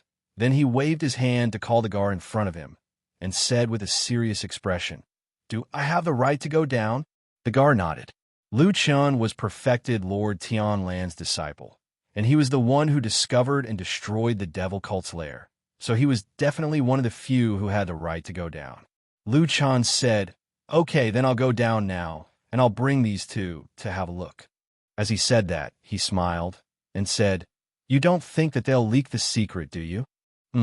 It was hard to say, since they were spirit beasts, but one of them was perfected Lord Tian Lan, and the other was Lu Chen's, so the possibility of them leaking the secret was not high. Moreover, Lu Chen had said it himself, so it could be considered as giving everyone a way out. Therefore, everyone made way, and Lu Chun brought Oxen and the black dog down. Behind them, Old Ma also walked forward, but he was stopped by the guards, who said, "You can't go in." Old Ma was annoyed, and he pointed at the figures in front of him and said angrily, "I'm not as good as those two beasts?" The guard nodded. "Yes." After saying that, he seemed to feel that his words were a little harsh, so he comforted Old Ma. "Don't be sad. We're the same." After that, everyone felt that it was a little strange, and everyone was a little embarrassed. However, in the midst of the chaos, a petite figure quietly followed behind Lu Chun and the others, and snuck into the secret passage. Chapter 569. It had been a while since Lu Chun last came to the underground city in the mysterious cave. When he walked through the passageway and saw the majestic underground city again, his heart was still the same as when he first saw this place. A feeling of admiration welled up in his heart, along with a slightly strange feeling. The blood-red moon was still floating in the sky, emitting a seemingly endless blood-red light. It seemed it would never stop, nor would it stop. It was like this blood-red moon had existed in this place ever since Pan Gu created the world and had never changed. When the red light shone on him, Lu Chen's body and footsteps paused. At that moment, he felt an unpleasant aura that suppressed his spiritual power. However, he was not afraid of it, nor did he panic. Firstly, he could endure this feeling. Secondly, he had secretly proven that although the aura of this blood moon was strange, it only suppressed most ordinary cultivators. On the other hand, the mysterious black fire in his body was not affected by this place once it was activated. Back then, black fire had helped him a lot when he was able to break through the siege of the devil cult followers. Of course, with his many years of experience, black fire had already saved him many, many times. Thinking of this, Lu Chen's heart skipped a beat. He looked to his side and saw Oxen and Black Dog walking over. Among them, Atsu's body seemed to have paused for a moment, but soon returned to normal. On the contrary, Oxen, who had always been unfathomable, suddenly trembled, and its movements became a little slower after being bathed in the light of the blood moon. At the next moment, Oxen seemed to have turned its huge horns with some difficulty and let out a low moo. Then it suddenly staggered and almost fell to the ground. This time, both Lu Chun and Atsu were taken aback. No one expected that Oxen would have such a big reaction when they walked into this underground blood moon city. It was even a little scary. Lu Chun quickly turned around and supported Oxen's body. Atsu also rushed over in a hurry. It barked repeatedly and used its body to push against Oxen's stomach, trying to make it stand steadily. However, Oxen's body was a little too huge. Lu Chun and Atsu struggled to support it in a hurry. Fortunately, although Oxen still looked a little uncomfortable, it managed to stand firmly on its own after shaking for a while. Then it slowly bent its legs and sat on the ground. Lu Chun was also stunned and puzzled. One must know that although the blood moon here had a strange power that could suppress many human cultivators, even if ordinary cultivators came in and felt uncomfortable, they wouldn't have such an obvious and serious reaction like Oxen. Otherwise, they wouldn't have arranged for people from the Starry Hall to come here to do those secret things. The green ox knelt on the ground with its head drooped. After a while, it seemed to be in better spirits, but overall, it still gave off a rare feeling of illness. Lu Chun frowned and glanced at the blood moon in the sky. Then he whispered to Oxen, "What's going on? If it really can't stand the blood moon, let's go out first." Oxen raised its pair of huge eyes and looked over Lu Chen's body at the houses below that were taller than ordinary human houses. It looked into the distance in silence. Its gaze swept across the street and finally fell on the center of the city, on the strange statue that connected the ground and the cave dome. "Moo!" Oxen called out in a low voice. Lu Chun followed its gaze and looked in that direction. Then he hesitated for a moment and asked tentatively, "Do you want to go there?" Oxen nodded, but the black dog next to it seemed to be a little anxious and barked. Lu Chun was also a little worried. Looking at Oxen's dispirited appearance, he smiled bitterly and said, "There are two problems. First, you're too big and heavy. I can't move or push you. Second, we're only at the edge of the blood moon. Are you sure you won't die if we go further in?" Oxen hesitated for a moment, but it still looked at the statue in the distance with determination. Clearly, it still insisted on its idea. Atsu looked at it worriedly. However, Lu Chun wasn't Atsu, so he didn't have that kind of reverence for it. Therefore, Lu Chun quickly said without holding back, "Don't waste your time. I don't care if you want to die, but you're a treasure in the eyes of that damn Baldy. At the very least, I don't know what else he values more than you. If I really kill you here, that damn Baldy will fight me to the death." Oxen glared at Lu Chun with a hint of annoyance and anger in its eyes. Then it put on a disdainful expression. "Tui!" Lu Chun slapped the top of the bull's head and scolded. "What are you pretending for? When I was still by that damn Baldy's side, you used that stupid look to trick me. Do you think I'll fall for it again?" A hint of helplessness appeared on Oxen's face as it fell silent. "Let's go." Lu Chun grabbed Oxen's head and pulled it back to where they came from. He said, "If you have the guts, you can ask that damn Baldy to send you down here himself. If anything happens to you, he'll be responsible for it. It has nothing to do with me. I don't care if you die or not." Atu was a little dumbfounded as he watched from the side. He did not expect Lu Chun to be so familiar with the Green Bull and treat it like an outsider. As for the Green Bull, it did not react much to Lu Chen's actions, perhaps because it was affected by the blood moon's brilliance or some other reason. Oxen even sighed softly. Yes, this cow sighed softly. There was a hint of helplessness in its voice, which was almost the same as a human's. Lu Chun didn't care about it, as if he was already used to it. Behind them, Atsu was a little puzzled. At the other corner of the cave, behind a hidden rock, a petite figure slowly poked her head out. She revealed a pair of bright eyes as she watched the scene. There was a hint of astonishment in her eyes. In the end, Oxen didn't insist or struggle too much. It just left with Lu Chun, even though it was unusually determined to come down to the underground city at the cost of fighting the guards. Therefore, it seemed that it had a strong start but a weak finish. However, from this, it could be seen that even though it was not as obvious as perfected Lord Tianlan's reaction, the Green Ox clearly viewed Lu Chun in a different light. Lu Chun brought the Green Bull and the Black Dog Atu down for a walk, then turned around and left without doing anything. It could be said that he was all bark and no bite. However, after they left, another figure suddenly walked out of the empty underground cave. It was an extremely beautiful young lady. It was White Lotus. Bao Yin first glanced at the passageway that they had come in from, and then a thoughtful expression appeared on her face. She then looked at the blood moon in the sky, and after a while, she seemed to have made a decision. She strode forward and walked towards the strange statue in the center of the city, as if she wanted to investigate it herself.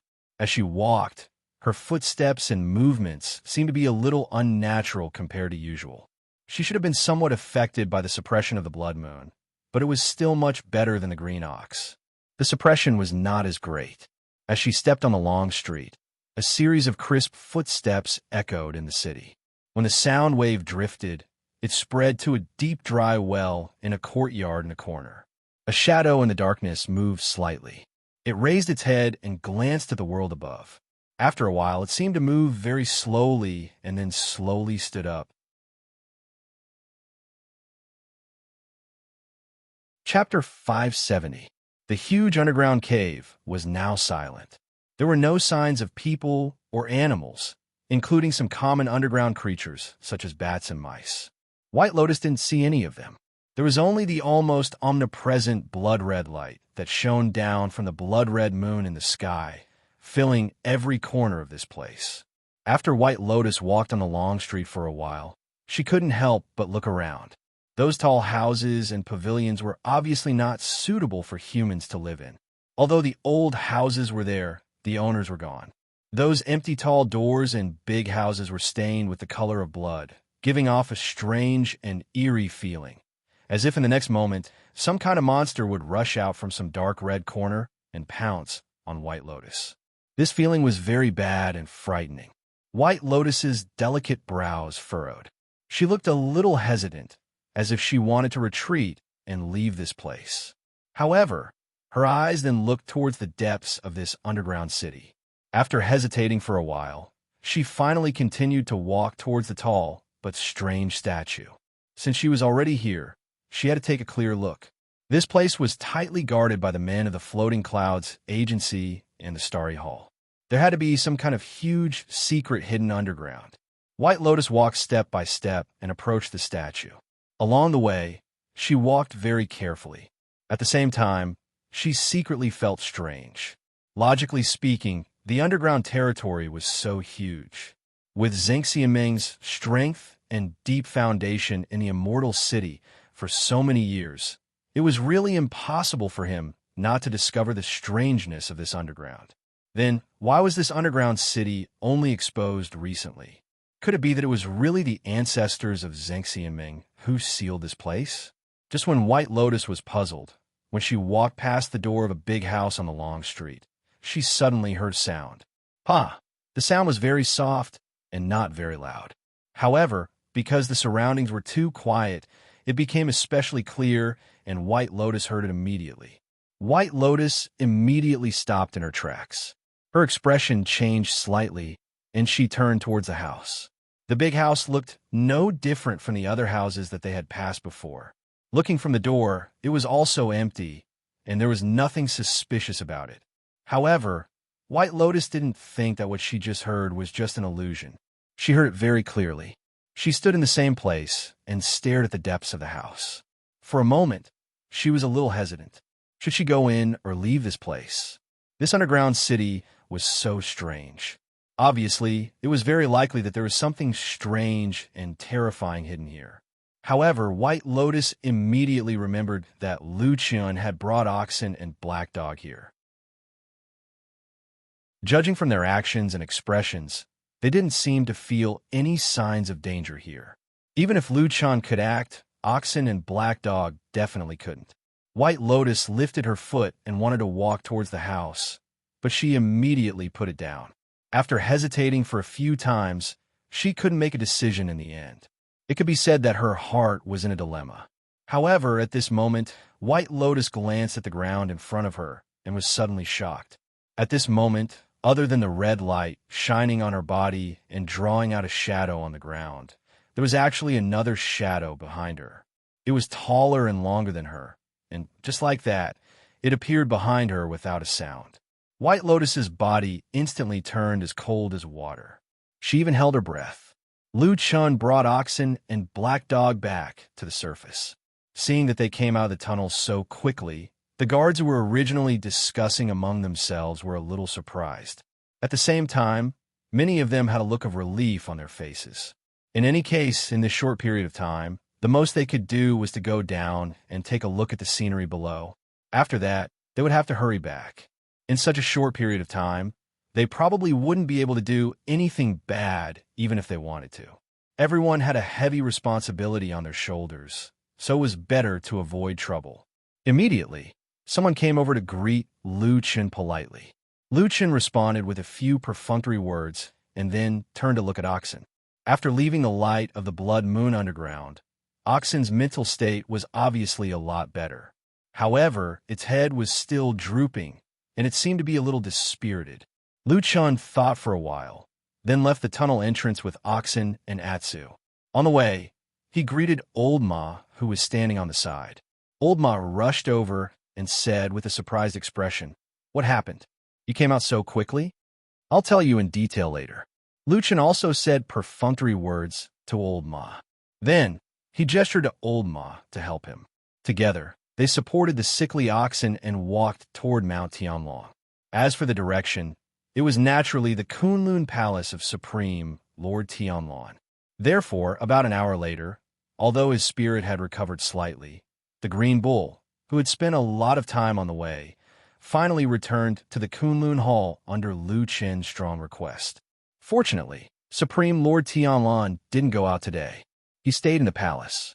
When the footsteps of Lu Chun and Old Ma came from the gate, as well as the slightly messy steps of the two spirit beasts, Supreme Lord Tianlong, who was sitting on the lotus throne, glanced at the gate. After a while, his attention seemed to be completely focused on Oxen. Old Ma, who was following Lu Chun, was about to bow to Supreme Lord Tianlong, who was sitting on the lotus throne in the distance.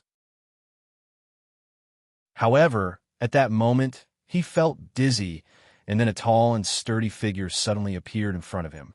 In that short moment, Supreme Lord Tianlong had passed through the long palace and directly came to the side of Oxen. Oxen raised its head, looked at Supreme Lord Tianlong, and called out in a low voice. Supreme Lord Tianlong's expression changed slightly. It seemed that his expression was a little ugly. He walked forward with a sullen face. He first looked at Oxen's complexion. Then he suddenly put his hand on Oxen's head, touched its ears, and opened its eyelids to have a look. Then he put his hand on the side of Oxen's chest and carefully felt it. His expression became even more ugly. Where did it go? Supreme Lord Tianlong turned to Lu Chun and asked. Oxen took a look at Lu Chun, and there seemed to be some hidden meaning in its eyes. However, Lu Chun did not keep it a secret at all. In the blink of an eye, he told everything clearly from the beginning to the end, including the matter of Oxen and Atsu strolling on the street at the beginning. After hearing that Oxen actually ran to the underground city, Supreme Lord Tianlong first snorted. Then, when he heard Lu Chun say that it immediately collapsed after entering the underground city, he couldn't help but shake his head. He wanted to say something, but stopped on second thought. Then he waved to the side and said, "Old Ma, you can leave now." Old Ma hesitated for a moment, but he still obeyed and left the hall. The moment he stepped out of the door, he vaguely heard Supreme Lord Tianlong instructing Lu Chun, "You also go down. Do you feel uncomfortable?" Lu Chun slightly lowered his eyes and said, "Well, I feel that after staying there for a long time, my whole body has begun to feel strange. I can't use my strength, and even the circulation of spiritual chi has slowed down. If I really have to fight fiercely in the underground city, I think I can only use 4 or 5 of my full strength at most." Supreme Lord Tianlan smiled and looked at Lu Qian for a moment. Then he sat beside Oxen, pressed its head with one hand, and pressed its chest with the other. After a while, a warm breath of pure yang was slowly emitted from his body. With the appearance of this yang qi, Oxen's face was obviously much better. Lu Qian, on the other hand, stood aside and looked at perfected Lord Tianlan's broad and strong back from the side. Suddenly, a daring idea occurred to him. They are all divine transformation realm perfected cultivators, and they are so powerful that they can shake the world. But will they also be like Elder Yin Shouyang of the Devil Cult, who had his heart meridian cut off and could no longer fight back? What was the name of that mysterious magic incantation formation? Well, by the way, it seemed to be called God Subduing Spell.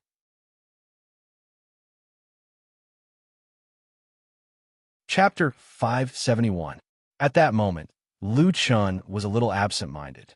Just now, he suddenly realized that it had been a long time since he recalled what happened in the Barren Valley. Once upon a time, he always felt that that memory was accompanied by unforgettable pain, which was deeply buried in his heart and would haunt him for the rest of his life. He would never be able to find peace and forget it. After all, every time he suffered the pain of being burned by the black flames, he would recall the people and events of the past, as well as the blood on his hands, as well as the things he had seen in those dark times that he did not want to recall. However, now that it had come to this, he realized to his shock that he had underestimated time in the end. No matter how deep the pain was, it would be relieved with the passage of time. If people were not repeatedly reminded of it, perhaps those memories would be quietly erased from the depths of their consciousness. Who would deliberately recall those painful memories, unless it was the kind of unforgettable hatred that had been engraved in their hearts? Young children used to naively think that they would remember every beautiful moment and tell themselves that this moment was so important that they would never forget it. Then, when they grew up and looked back on the past, they found that everything had been covered by the dust of the past, and they could no longer recall the memories of those years. However, they still remembered the solemn and beautiful feelings of the children. "What's wrong with you?" Suddenly, the voice of Supreme Lord Tianlan came from the front, awakening Lu Qian from that somewhat bewildered state. He turned around and saw that Oxen, who had been lying on the ground sickly, had now stood up and seemed to be in much better spirits. He didn't know what method Supreme Lord Tianlan had used just now, but it was like a miraculous cure that had instantly freed Oxen from the state of being suppressed by the aura of the blood moon. After looking around, Oxen walked to its favorite seat at the side of the hall and lay down. Atsu followed it and wagged its tail gently, looking up and down curiously at Oxen's body, as if it was very surprised by this magical change. "I'm fine." Lu Qian naturally changed the topic. Looking at Oxen, he asked Supreme Lord Tianlan, "What's wrong with this bull?" Although the underground blood moon was strange, it shouldn't be to this extent. These days, quite a number of human cultivators from Fuyunji and Starry Hall have gone down there. Some of them have high attainments, but I have never heard of anyone having such a big reaction like this one. Perfected Lord Tianlan took another look at him and said indifferently, "I'm not sure either. Perhaps the blood moon suppression on Oxen is particularly strong." Lu Qian mumbled, "It's strange this time as well. I remember that whenever this cow was in danger, it would always sense it beforehand and avoid it. It's never been in such a sorry state like this." Perfected Lord Tianlan frowned and hesitated. When Lu Qian saw his indifferent expression, he bid farewell and walked out. Watching his disciple leave, Perfected Lord Tianlan's expressionless face gradually changed. He turned to look at Oxen, who was lying on the other side of the hall. He then slowly walked over and sat down beside Oxen. His expression gradually became a little strange, abnormally complicated, and mixed with some inexplicable emotions. In the quiet hall, after a long time, there seemed to be a sigh. Then, someone said faintly, "Are you already old?" In a mysterious underground city shrouded by the light of the blood moon, White Lotus felt cold all over, as if she had fallen into an ice cellar. She stared at the shadow reflected on the ground in front of her. Other than her own shadow, there was another shadow that was even bigger. This was an underground world that was so quiet that it could even be said to be dead. Under the blood-red light, there seemed to be no living creatures here. As long as the human cultivators in Xingxiaming did not come here, there would be no human figures, no animals, and not even a common plant. Under the blood-red light, even the omnipresent sounds of insects could not be found. Therefore, it was hard not to associate the figure that suddenly appeared in this place with something like a demon or a ghost. For White Lotus, that short moment felt like a particularly long and torturous time.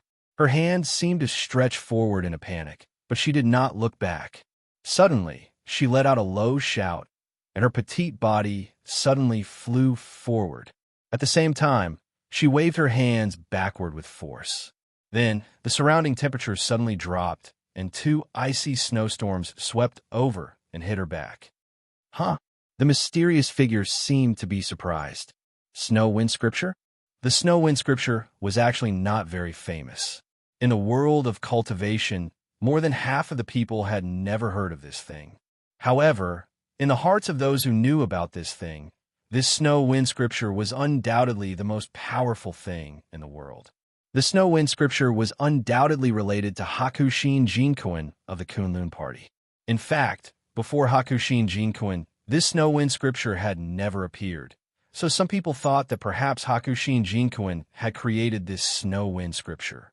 However, there were also people who privately thought that although Hakushin Jinkuin was very powerful, his and Lord Tianlan's master, Master Tianhong, was the truly amazing heaven's favored one, and most likely inherited it from their master. However, this mysterious and unfathomable Tao, art, and divine power seem to have always had a bumpy fate. When perfected Lord Baichan was still alive, he did not teach his 2 eldest disciples, who had such great aptitudes. In the end, he only taught it to his last disciple, the young girl White Lotus, who was only about 10 years old. Now that he had passed away, White Lotus might be the last person in the world who knew such a powerful and strange Snow Wind Scripture. However, even though the Snow Wind Scripture was powerful, if one's cultivation was not enough, it would still be a tree without roots, a duckweed without roots. After the initial shock, the black figure swayed a few times. Although it seemed slow, it was actually very fast. In an instant, it flashed past the 2 snowstorms that looked like they could freeze a person's flesh and blood and caught up with White Lotus. White Lotus felt a sharp aura locked on her back like a blade. That feeling of uneasiness and danger grew stronger. In a moment of desperation, she was about to make another killing move when suddenly her vision blurred. That black figure appeared in front of her like a ghost. White Lotus was shocked. Her body could not stop and crashed forward. But at this moment, her eyes suddenly flashed past a ferocious mask with a green face and long fangs. The person who appeared in front of her was wearing this mask. White Lotus's heart suddenly tightened. At that moment, she suddenly thought of a person. That person, although she had never seen him, but she had heard of him countless times in Xingxiaming. Elder Ghost of the evil faction. Chapter 572. Lu Chun left the Kunlun Hall with Atsu. When he came out, he saw Old Ma standing alone outside the door. He walked over to Old Ma and greeted him from afar. Old Ma smiled and nodded as he walked over. "I thought you went back first," Lu Chun said to Old Ma with a smile. Old Ma smiled and shook his head. He glanced in the direction of the Kunlun Hall and then looked at Lu Chun with a questioning look. Lu Chun shook his head, indicating that there was nothing inside. Old Ma grunted in acknowledgement. Then he said to Lu Chun, "Oh, by the way, Hall Master Shui from the Floating Clouds Division sent someone to look for you. He wants to invite you over to discuss something." Lu Chun was startled and said, "What did they say?" Old Ma said, "That's nothing, but I saw that the messenger who came just now looked normal. He didn't look anxious or anxious. I don't think it's anything urgent." Lu Chun nodded. Thinking that there was nothing urgent at the moment, he walked towards the Fiyunji Hall. Not long after, they arrived outside the Fiyunji Hall. After all, this place was not too far from the Kunlun Hall. Someone had already announced their arrival. Not long after, they politely invited Lu Chun and Old Ma in with Shui Ying's orders. As for the black dog, it didn't follow them in. Recently, the dog didn't seem to like this kind of grand and spacious hall very much. It didn't want to go in easily, so it ran away on its own. Lu Chun and Old Ma didn't care about this. The black dog was getting smarter and had a backer. No one on Mount Celestial Dragon would deliberately make things difficult for it, so it ran around freely. After a while, the two of them were brought to the living room of the Fuyunji Hall. Shuang sat there and waited. But what surprised Lu Chun and Old Ma was that there was another person in the room. It was Chun He, who had been betrayed by Lu Chun from the devil cult. Logically speaking, there were many reasons why Chun He would betray the evil sect and attack his old master. But Lu Chun's role was undoubtedly at the top of the list. Without Lu Chun, Chun He might have died in Fuyunji's prison and not become an honored guest of Fuyunji after betraying the devil cult. It was precisely because of this that Chun He spent most of his time by Lu Chun's side when he first defected, showing his loyalty to Lu Chun. In the eyes of outsiders, he was the new generation of Lu Chun's henchmen. However, for some unknown reason, after the Fuyun Company had schemed for a long time and finally dealt a heavy blow to the evil cult, almost completely uprooting this malignant tumor from the huge immortal city, Lu Chun, intentionally or unintentionally, began to distance himself from Chun He. Usually, they were just acquaintances who nodded at each other and did not really have the intention to accept him as a confidant. This was out of many people's expectations, including the leader of Fuyunji, Shuang, and Chun He himself. They all thought that Lu Chun would naturally expand his power. Shuang was very vigilant about this, and Chun He was very excited. He couldn't wait to become Lu Chun's core team. When Lu Chun truly inherited the foundation of Lord Tianlan, he would be able to soar to the sky. So, during that period of time, Chun He did everything possible to express goodwill to Lu Chun and work hard to leave a good impression on his future boss. Of course, the final result was not bad, but he did not catch Elder Ghost, so it was not perfect. Maybe it was because of this that Lu Chun hated him? Chun He could not help but think so. He was a defector, and in terms of experience and strength, he could not compare to the people on Fuyunji's side. In order to survive, there were almost no surprises in the choice he had to make next. He quickly approached Shuang, and after Shuang slightly relented and showed some intentions, he officially defected to her side. Seeing Lu Chun and Old Ma walk in, Shuang and Chun He also stood up, a smile on their faces. Shui Ying's smile was calm and light, elegant and polite, while Chun He's smile was a little more enthusiastic, and he even took the initiative to greet Lu Chun and Old Ma. Lu Chun also smiled, seemingly not minding Chun He's action of approaching Shuang. After exchanging a few words of modesty with him, Lu Chun smiled and sat down on his seat. He then smiled at Shuang and said, "Home Master Shui, why have you called me here today?" Shuang nodded, not intending to beat around the bush, and said, "I heard that you plan to tell the true Lord that there is a lack of manpower in the Western continent to hunt down the remnants of the devil cult. So you want to send Old Ma there?" Lu Chun's eyes flashed, but his expression did not change. Instead, it was Old Ma who was sitting beside him who was faintly surprised, not quite understanding why Shuang suddenly brought this up. At this moment, Lu Chun said, "Yes, I have already mentioned this to Master and wanted to send Old Ma over. But Master said that the immortal city also needs a lot of manpower, and it is not appropriate to send too many people out, so he declined." Shuang nodded, looked at Lu Chun, and said with a smile, "It's like this, I invited junior brother Lu here today because there is something I want to tell you.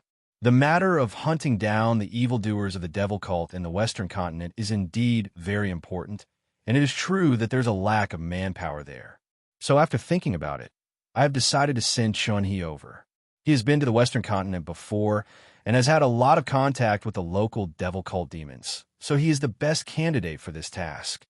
Lu Chun and Old Ma's expressions changed slightly, and then they looked at Chun He together. They saw Chun He smiling, as if nothing had happened. Lu Chun frowned, and he pondered deeply for a moment before he said, "You have to personally tell Master about this matter. I've already reported it to Lord True Lord." Shui Ying smiled and used a gentle voice to interrupt Lu Chen's words and said, "He has approved." Lord True Lord Tianlan had approved Shui Ying's request.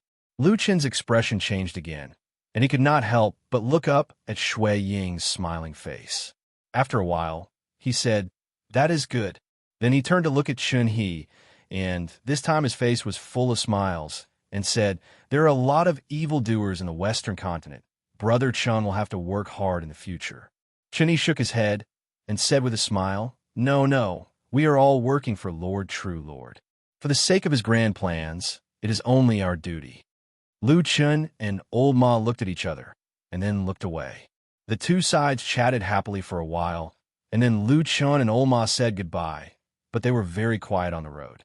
After walking for a while, Old Ma lowered his voice and asked, "Lord True Lord did not tell you about these things?"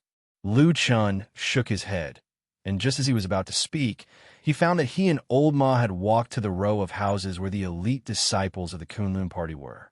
Lu Chun was silent for a moment, and looked at the familiar house, and suddenly asked, "White Lotus is still living in Su Qingjuan's house, right?"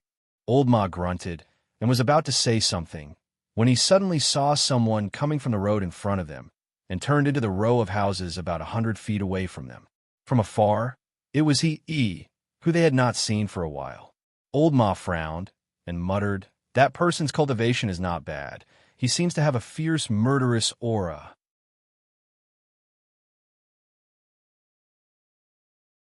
Chapter 573. He didn't seem to notice Lu Chun and Old Ma coming from afar. He turned into the back of the row of houses expressionlessly and soon disappeared. Lu Chun glanced at Old Ma. Old Ma thought for a moment and said, "He should also be living here. Among the group of people that the Kunlun party transferred here last time, Fuyunji has basically gathered and settled down. But I can't remember which room he lives in exactly now." Lu Chun nodded slightly and didn't say anything. In Kunlun's sect, he was a proud son of heaven with boundless glory and outstanding talent among the young generation of disciples. But after coming to the Immortal City, because the true Immortal Alliance had gathered the most outstanding talents in the world, not to mention others, there were 5 to 6 deity transformation stage perfected cultivators who stood at the peak of the human cultivation world. And there were even more nascent soul stage perfected cultivators who would pay special attention to one of the countless Gene Dan stage cultivators. In a place like the Immortal City, where all the power and precious resources in the world were gathered, to a certain extent, the importance of the cultivation of an ordinary cultivator was much less than in other places. The people here were more used to looking at a person's background and identity to judge his strength. This was a kind of alienation, but also a kind of reality. For example, Lu Chen's cultivation and realm were obscure and hard to understand.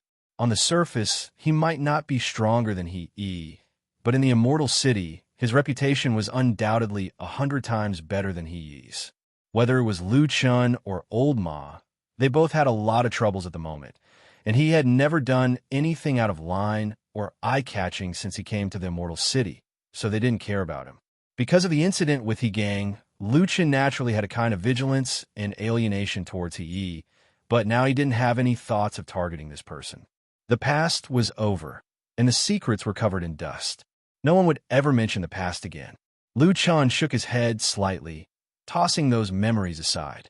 He then said to Old Ma in a low voice, "Just now in Fuyunji, you didn't show any dissatisfaction in front of Blood Warbler, did you?" Old Ma was startled.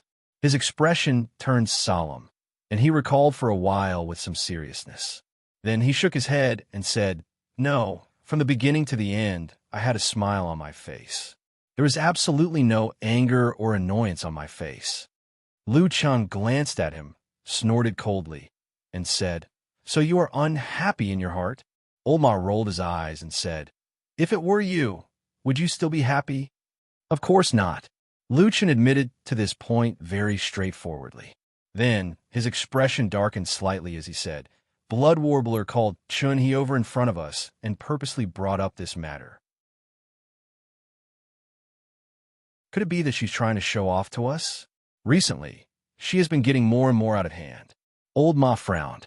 His first reaction was not to reply, but to look around first. Seeing that there was no one around them, only the two of them, he let out a sigh of relief.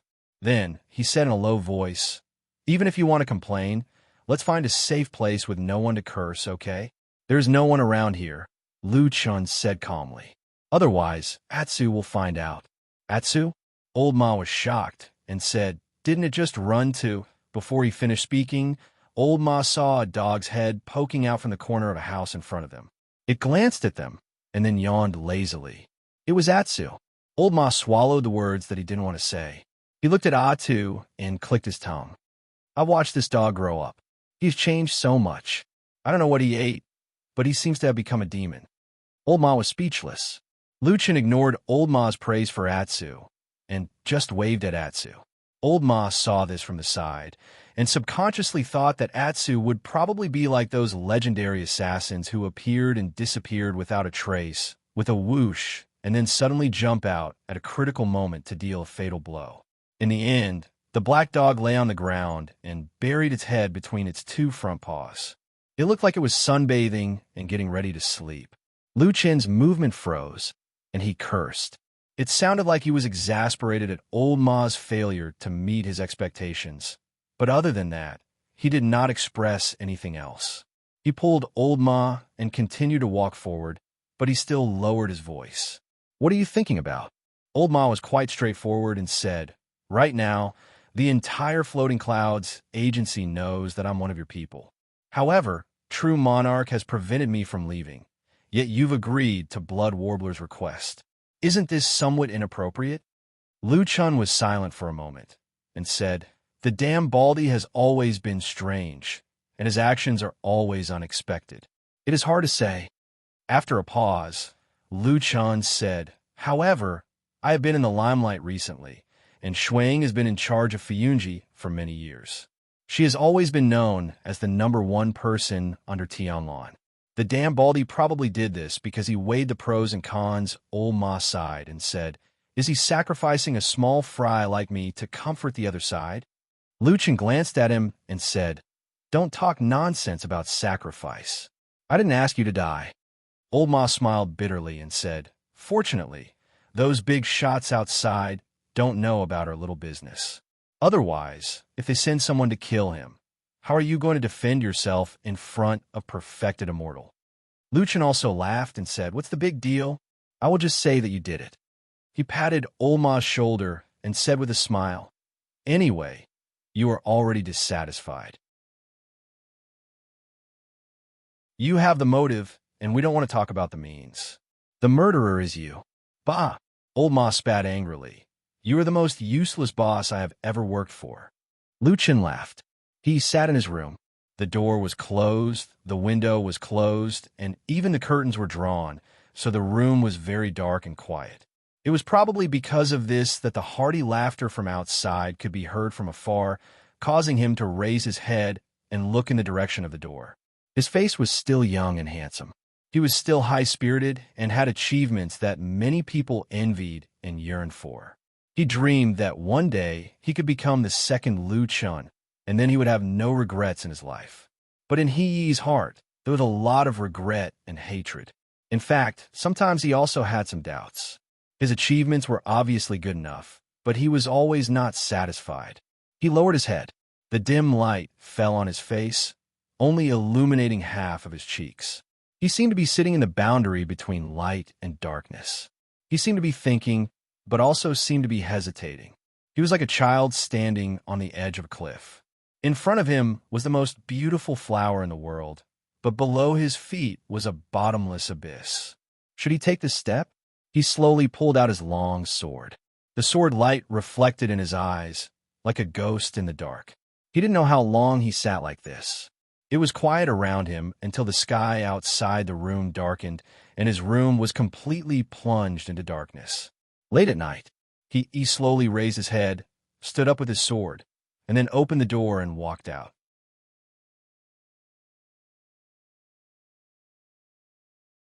Chapter 574. In the dead of night, the wind blew from the northwest, bringing with it a bit of coldness. It circled above Mount Tianlong, letting out a mournful whine as it whizzed past.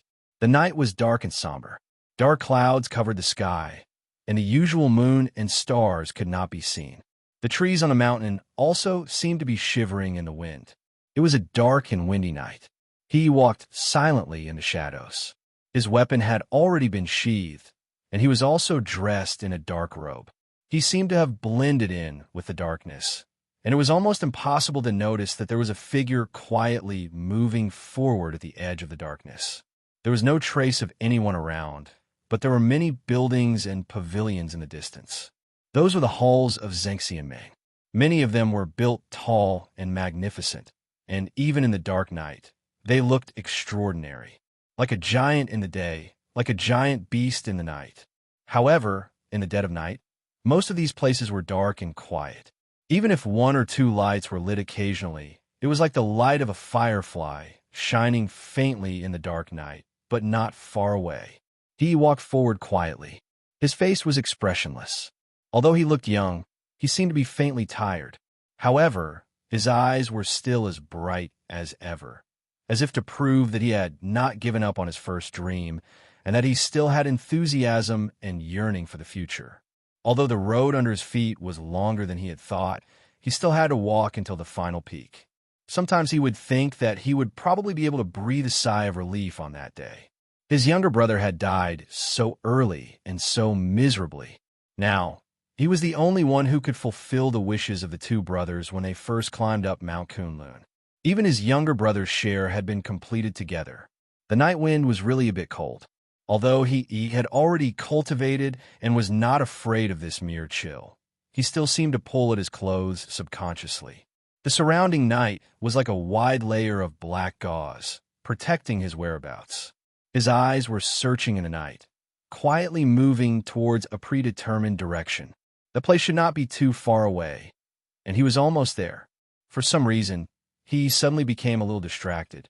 At that moment, he suddenly felt that he seemed to be like a mysterious figure in the past, a shadow. Those mysterious shadows that belonged to Fuyunji. Fuyunji was the most powerful hall in Zhengxianming, and those mysterious and strange shadows hidden in the dark were its most terrifying power. There were many kinds of shadows, but in the eyes of outsiders, there were two kinds that were the most terrifying. One was the killer, and the other was the spy. An assassin in the darkness could kill anyone, but an insider would destroy everything that was originally as firm as a rock. What's more, in the legends, the things hidden in the depths of the Floating Clouds Agency, the most terrifying shadows had already combined these two identities into one. It was said that the once prosperous devil cult, the powerful devil cult that once fought against the orthodox cultivation world, was destroyed by such a shadow. He felt the chill on his body getting heavier. All the shadows in Fuyunji belonged to the high and mighty Lord Tianlong. It was precisely because of such terrifying power and his unfathomable strength that Lord Tianlong could become the world's most powerful person today. He suddenly thought of Lu Chun. Of course, he was not unfamiliar with that person. In the past, he had several disputes with this person, and even in the depths of the southern land of chaos, he once killed this person and knocked him out of Longchuan. Of course, he thought that this person was already dead, and he was very proud to repay Lord Tianlong, looking forward to using this merit to move the divine transformation Lord's heart so that he would accept him as a disciple. In the end, none of this happened. He used to be very confused, but a few years later, on Mount Celestial Dragon, he saw with his own eyes the scene of Lord Tianlong accepting Lu Chun as a disciple. His face was calm, but at that moment, his heart was completely filled with despair. After all, the world was full of malice towards people like him who struggled to become immortal. In order to please Lord Tianlong, after a painful struggle, he did not hesitate to kill his master in Dukan Jinren, who had raised him into a talent. Until today, he often saw the look his master gave him before he died, and then woke up with a cold sweat all over his body. In the same way, in order to please the bald lord, he spared no effort to hunt him down for thousands of miles. But in the end, not only did he end up in vain, but Tianlan actually accepted Lu Chun as a disciple. What did this mean? It was clear that there was some kind of secret relationship between them a long time ago, but he had been hiding it from him. At the moment when he saw the apprenticeship ceremony, he had never felt the pain of being fooled and humiliated like this. He felt that every smile of the master and disciple was aimed at him, with coldness and ridicule that went deep into his bones. His loyalty to Tianlan and his attachment to Kunlun were silently shattered at that moment.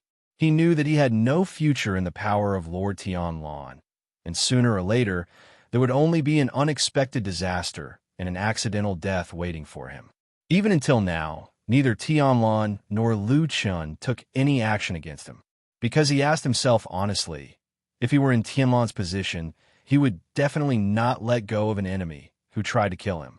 He had no way to go, and there was no place for him to retreat. He had to fight to the death. He looked up and saw the house. He came here to the last destination of the night. In the silent night, the night that enveloped Sky Dragon Mountain was the same as usual. At the beginning, there was no difference, until suddenly, in a hall in the night, a shrill scream rang out.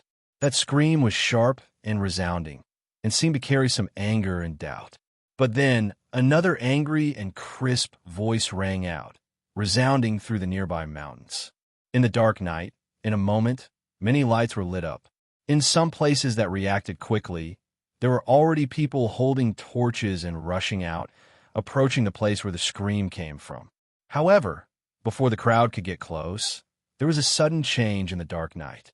A bright and dazzling firework suddenly shot up into the sky with a shrill scream, shooting straight into the vault of heaven, blossoming with unparalleled dazzling light, and then exploded with a loud bang in the sky. Like a sudden clap of thunder, it caused the mountains to shake and immediately startled the entire Sky Dragon Mountain. For a moment, in the near and far, countless lights were lit up. It was unknown how many people were awakened from their dreams and then raised their eyes to look at the sky. When they saw the firework that turned into a brilliant rain of flowers slowly falling from the sky, some were stunned, some were doubtful, and some suddenly changed their expressions. After a moment, suddenly, a low, old voice that seemed to contain infinite power suddenly rang out in the night sky, as if a god had descended, causing the wind and clouds to roll. "How dare you? Who dares to bully my Taihu's daughter?" The mountains shook, and the heavens and the earth were shocked.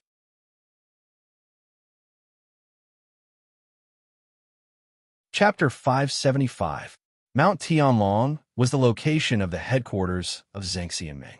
As the #1 rich and powerful organization in the world and the leader of the righteous path, this place had become the center of the world of cultivation, like the capital of a dynasty.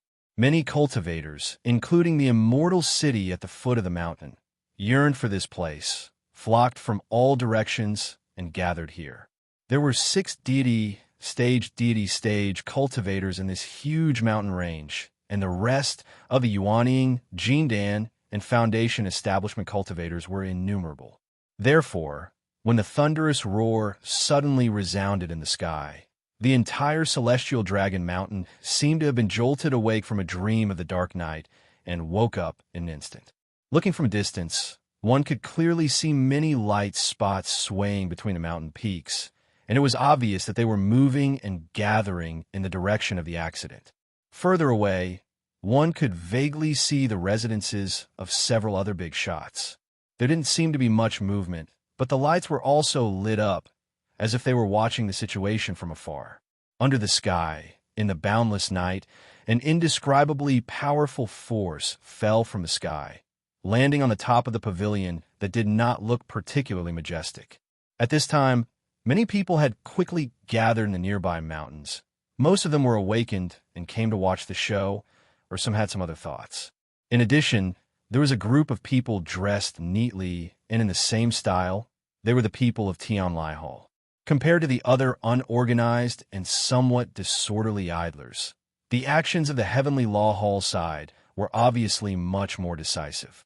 After all, the one who had bellowed earlier was the boss of the Heavenly Law Hall, true monarch Tiehu. Therefore, it did not take long before the elite troops of the Heavenly Law Hall, which seemed to have at least 100 people, had already passed through the crowd and tightly surrounded the small building that had a signboard with the words Tingyu Building written on it. At the same time, on the top of this small building, a person was floating in the void with a powerful momentum, an angry face, and a slightly low cultivation that made people dare not look directly at him.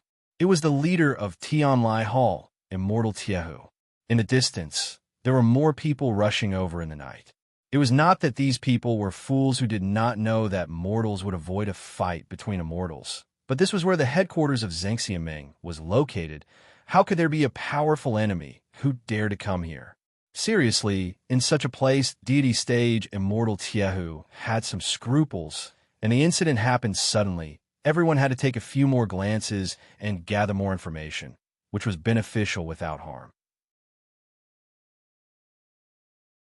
Maybe in the future, when the big shots in their own mountains asked, they would have something to say. Well, the above were all superficial words. Nowadays, the devil cult had been suppressed, and the true immortal alliance had unified the world. Who would dare to provoke them? Everyone had nothing to do anyway, so they all came over to watch a good show.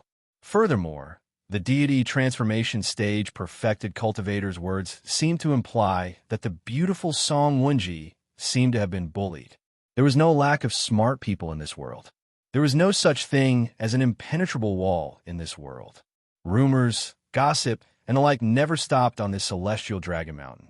It was just that because of various reasons, it could not be put out in the open. But how could some shady matters in private be completely hidden from people? Therefore, more and more people were curious, excited, and ran over.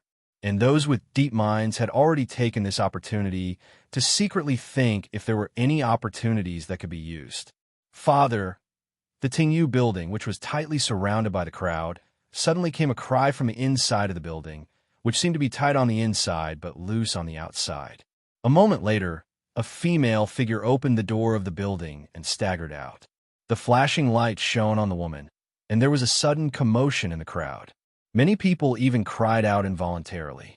The person who ran out was Song Wenji. However, her current appearance was a little embarrassing. Her originally charming face had lost all color, and her clothes were in a mess. There were a few places where her clothes were torn, revealing her snow-white shoulders and some skin on her chest. Under the light of the fire, she looked haggard and heart-wrenching, but faintly, she had a different kind of charm and beauty. After the hubbub, the crowd soon quieted down again. Some quick-witted people had already gasped and subconsciously looked up at the night sky. Sure enough, Immortal Tiehu, who saw this scene in midair, was so angry that his whole body trembled. His voice was like thunder as he shouted, "Shameless scum, so bold for lust. Quickly come out and accept your death." At that moment, many people looked at the Tingyu building, only to see that there was no candlelight inside. It was pitch black, and they could not see clearly who was inside. However, everyone's eyes were filled with surprise and curiosity. They thought to themselves, how could there be such an ignorant person on Mount Tianlong who doesn't know what's good for him? How dare he touch the exclusive property of a deity transformation stage immortal? Seeing Immortal Tiehu stamping with rage in midair, in such a situation, unless the other 5 deity transformation stage immortals came out, there should be no one who could protect the life of the extremely bold perverted thief in the building. As for whether the other 5 deity transformation stage immortals would come out or not, there was no need to think about it. Definitely not. For such a thing to come out, how could a true immortal keep his face? Song Wenji cried bitterly at Immortal Tiehu in midair, kneeling on the ground and shaking her shoulders, looking very painful and sad. However, at some point in time, her eyes still swept across the crowd in the distance from the corner of her eyes. Then, she quickly saw a certain person in the crowd, as well as the few expert guards who quietly follow behind that person to protect him. She withdrew her gaze and continued to cry, as if she was really very sad. He looked at the road under his feet. The darkness of the night covered everything, making the road in front of him look very blurry. Just a little bit further, and it completely blended into the darkness, as if there was no way to go, but also as if there were countless possibilities luring him to take that step. The sound of hurried footsteps had already gone far away, and the guards who were set up to protect that person naturally followed. The person who was quietly squatting in the shadows outside the house slowly stood up, like an evil ghost quietly crawling out of the night. The road under his feet was neither long nor short. It was still the same as before, but the person walking had changed. If he turned back now, would it still be too late? This last thought flashed across He's mind, and then he silently shook his head, expressionlessly smiling bitterly to himself in his heart. This world was so cruel. When had it ever given people like him so many choices? Since he had decided he should go, there was no turning back. He pulled out his sword, reflecting a cold light in the night, and then stepped out. In 2 or 3 steps, he reached the side of the wall, and then jumped over, landing noiselessly. In front of him was the bedroom in the backyard, one of which was still lit, not knowing if it had been awakened by the movement just now.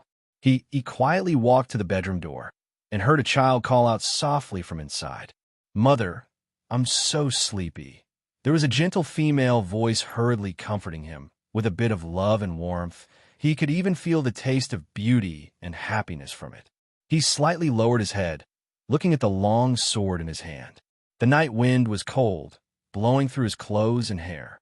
His hand faintly trembled, but very quickly steadied. After a moment, he took a deep breath, gritted his teeth, and went forward to gently push the door. With a low creak, the door slowly opened.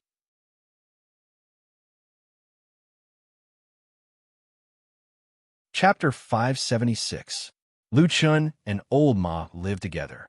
Of course, there was also a black dog. They had a good sleep that night, but were awakened by the explosion of fireworks on a mountain and the thunderous voice of Immortal Tieho. It was rare for a perfected cultivator of the divine transformation realm to be so angry. Not to mention that it was rarely seen, it probably would not happen once in a decade or two. Therefore, when Lu Chun and Old Ma figured out what had happened on the mountain, they were both shocked. However, after staying for a long time in the true immortal alliance where undercurrents were surging and scheming against each other, they naturally, as if instinctively, immediately thought of more things. Lu Chun frowned and thought for a while, then asked Old Ma, "When was the last time an old man of the divine transformation realm got angry in public like this?" Old Ma pondered for a while, then shook his head and said, "I can't remember." Lu Chun glanced at him, and Old Ma asked, "Do you want to go up the mountain to have a look?" Lu Chun hesitated for a moment and said, "Let's go there. It's already like this, and things will definitely get out of hand. What's the use of not going there? We have to understand what happened." Of course, this was reasonable, and Old Ma also nodded in agreement. In addition, there was another reason that they did not say out loud. In fact, they both knew in their hearts that although there were a lot of outstanding cultivators in Zhengxiaming, most of them still belonged to the top few perfected cultivators of the divine transformation realm, and there were many conflicts between them. They were important figures in perfected cultivator Tianlan's faction, and it was not appropriate for them to stay out of this at this time. If perfected cultivator Tianlan asked them about this in the future, it would be very bad if they could not say anything. Therefore, the two brought Atsu, who had just been woken up and seemed a little unhappy and depressed, to Mount Celestial Dragon. The night was still very dark, but the startled people on Mount Celestial Dragon soon woke up. On the way, Lu Chun and Old Ma saw many torches and more figures. Obviously, many people had the same mentality as them. After all, this was a soul formation perfected Lord show. It would be a waste not to watch it. Regardless of whether it was useful in the future, he would have something to brag about. Therefore, when Lu Chun and Old Ma rushed to the rain-listening building at the fastest speed, the small building had already been tightly surrounded by numerous people. Lu Chun pulled on Old Ma, and the two of them climbed up a big tree on the other side. Anyway, there were many people in the dark, so there was nothing to be ashamed of. However, the troublesome thing was that after they climbed up the tree, they found that the tree was already full of people. It seemed that everyone in the world was the same. Even cultivators couldn't change their curiosity and love to watch the fun. Finally squeezing out 2 places to stand, Lu Chun and Old Ma were happy and immediately looked forward. As for Atsu, he didn't want to join the fun with these stupid humans. He just lay under the tree, yawning and looking sleepy. Song Wenji, after seeing the situation in front of the rain-listening building clearly, Lu Chun was startled and said with a little astonishment. Old Ma also recognized the woman who was kneeling in front of the rain-savoring building and crying very sadly. He also clearly saw Song Wenji's somewhat messy and torn clothes. Suddenly, his complexion changed slightly. Then he glanced at the extremely frightening figure with a monstrous aura floating in the sky. He lowered his voice and said, "Which idiot dares to touch this woman on this mountain?" Lu Chun nodded and also showed a puzzled expression. He frowned and kept looking at the rain-listening building. Suddenly, Tiehu Real Lord shouted again in mid-air, angrily said, "Perverted thief! Still not coming out to die? You dare to do it, but don't dare to admit it?" Everyone's eardrums were buzzing from this big shot's angry shout, and they were all shocked. Almost all the people present were cultivators, and there was no lack of cultivators who had cultivated for many years. But at a glance, almost everyone's expression changed. It was conceivable that the cultivation of a deity transformation stage, immortal, was really unfathomable. However, from the beginning until now, aside from Song Wenji running out of the building in tears, there was actually no movement from inside. It was unknown if the so-called pervert was scared out of his wits by the soul formation true monarch and didn't dare to come out. But everyone knew that in this situation, with immortal Tiehu blocking this small building, unless there were other deity transformation stage immortals coming out, otherwise, looking at immortal Tiehu's furious look, there would definitely be blood splattered on the spot today. As for whether you came out or not, it didn't matter at all. Now it was just that immortal Tiehu was unwilling to take action because of his status, but later on he would be impatient and tear down this small building, which was just a small effort. Sure enough, immortal Tiehu, who was in mid-air, not knowing whether he was provoked by the person in the small building below or seeing Song Wenji's pitiful appearance, after a shout, he flipped his palm. Suddenly, a huge palm shadow appeared in the sky and directly hit down on the rain-listening building. In front of the rain-listening building, Song Wenji exclaimed and covered her body with her clothes, but her feet were not slow, and she lightly dodged. Thus, under the astonished gazes of everyone, the gigantic palm image landed with a loud bang. With a ka-ka sound, the small building was directly crushed down as if it was a piece of rotten wood, and with a loud bang, it turned into a pile of broken wood and ruins. It was crushed just like that. There was no sound from the person inside until now. If there was really someone inside, and if his cultivation was not strong enough, he probably was already dead. Outside the rain-listening building, a large number of people were dumbfounded. Everyone knew that immortal Tiehu was very angry now, but no one expected that this old man would actually make such a heavy move. Lu Chun suddenly heard several gasps around him, and even his expression changed slightly. This move was indeed very powerful, but everyone had seen the world. Although they were usually very respectful of deity transformation stage immortals, they were not completely frightened by this move. Most of the people who could stand here today were those who could survive in Zhengxiaming. And how many of them were fools? In a rage, he killed with one blow, and the murderer did not even have a chance to appeal. Who knew what was going on in the rain-listening building in the dark? Everyone only saw Song Wenji's tattered clothes, but there were all kinds of strange things in Zhengxiaming. So who knew what was going on in the rain-listening building?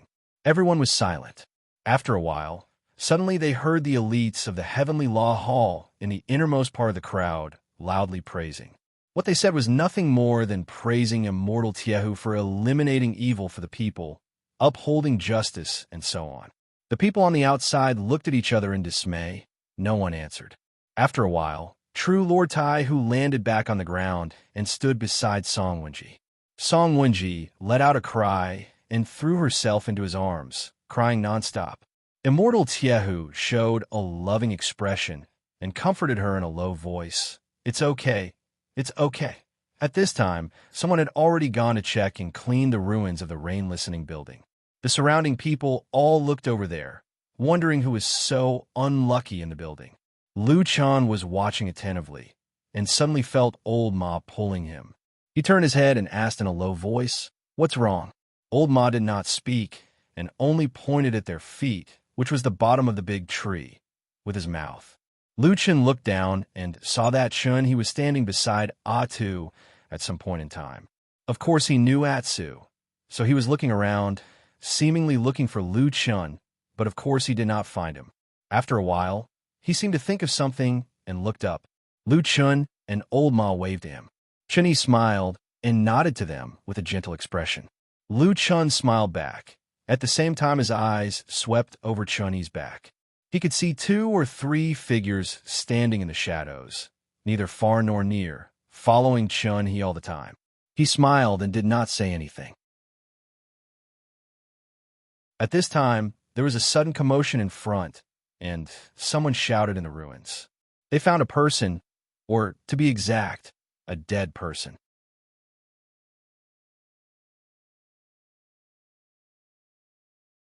Chapter 577. After greeting each other, Lu Chun, Old Ma, and Chun-Yi remained standing on the tree. Everyone looked away. Lu Chun had no intention of going down, and Chun-Yi did not show any signs of climbing up the tree. After standing for a while, Chun-Yi seemed to feel that this was not a good place, so he walked to the side and quickly walked into the crowd on the other side. The seemingly ordinary figures behind him also followed him like shadows. Seeing that those people had gone far away, Old Ma softly snorted. Lu Chen frowned and said, "What's wrong?" Old Ma said, "This person's ambition is not small. He is not willing to be under someone else for long. He may become a disaster in the future." Lu Chen laughed and turned to look at Old Ma. He said, "I didn't expect you to have mastered the mind-reading skill. Come, tell me, how did you see through it in the blink of an eye?" Old Ma said seriously, "We are standing on this branch, but he feels uncomfortable under it and would rather walk away. It is obvious that he is dissatisfied."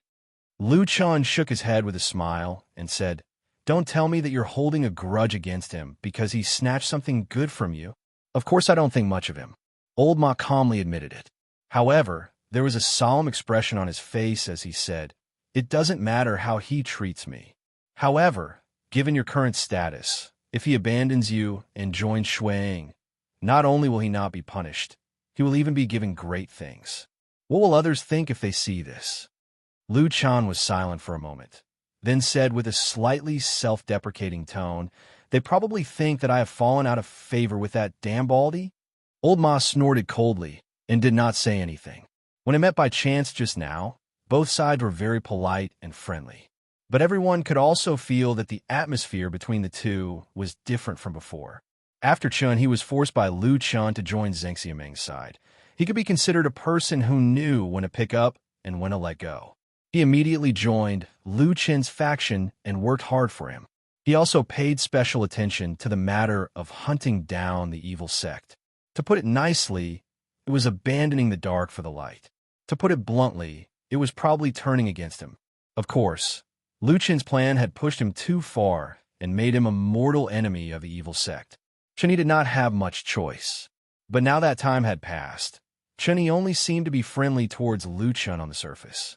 Just now, when he was under the tree, he even seemed a little unhappy when he raised his head to look at him. Then, if he achieved something in the future and had power and influence, when he faced Lu Chen, would he remember that Lu Chen had also plotted against him? It's so damn hard to live well in this broken place like Zheng Xiaming. Lu Chen suddenly cursed. Old Ma sighed at the side, patted his shoulder with his hand, and then said in a low and sympathetic tone, "I understand how you feel, and I sympathize with you. Don't talk nonsense. The whole Sky Dragon Mountain knows that you and I are best friends. If others want to deal with me, they will probably kill you first before killing me."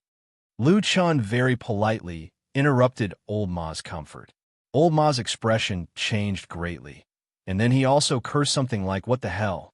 But these two people were people who had been in this damn Zhengxiaming for many years. So they quickly put aside those boring and useless emotions and began to discuss the solution later. Looking at your sneaky and thoughtful look, you must have come up with some evil idea in your mind, right? Lu Chun looked at old Ma and said seriously. Old Ma looked at Lu Chun with contempt and then said, "The things you have done are much more ruthless than me. Anyway, since things have come to this, why not make the first move?" Lu Chun didn't think much and shook his head, saying, "Behave yourself these days, don't mess around."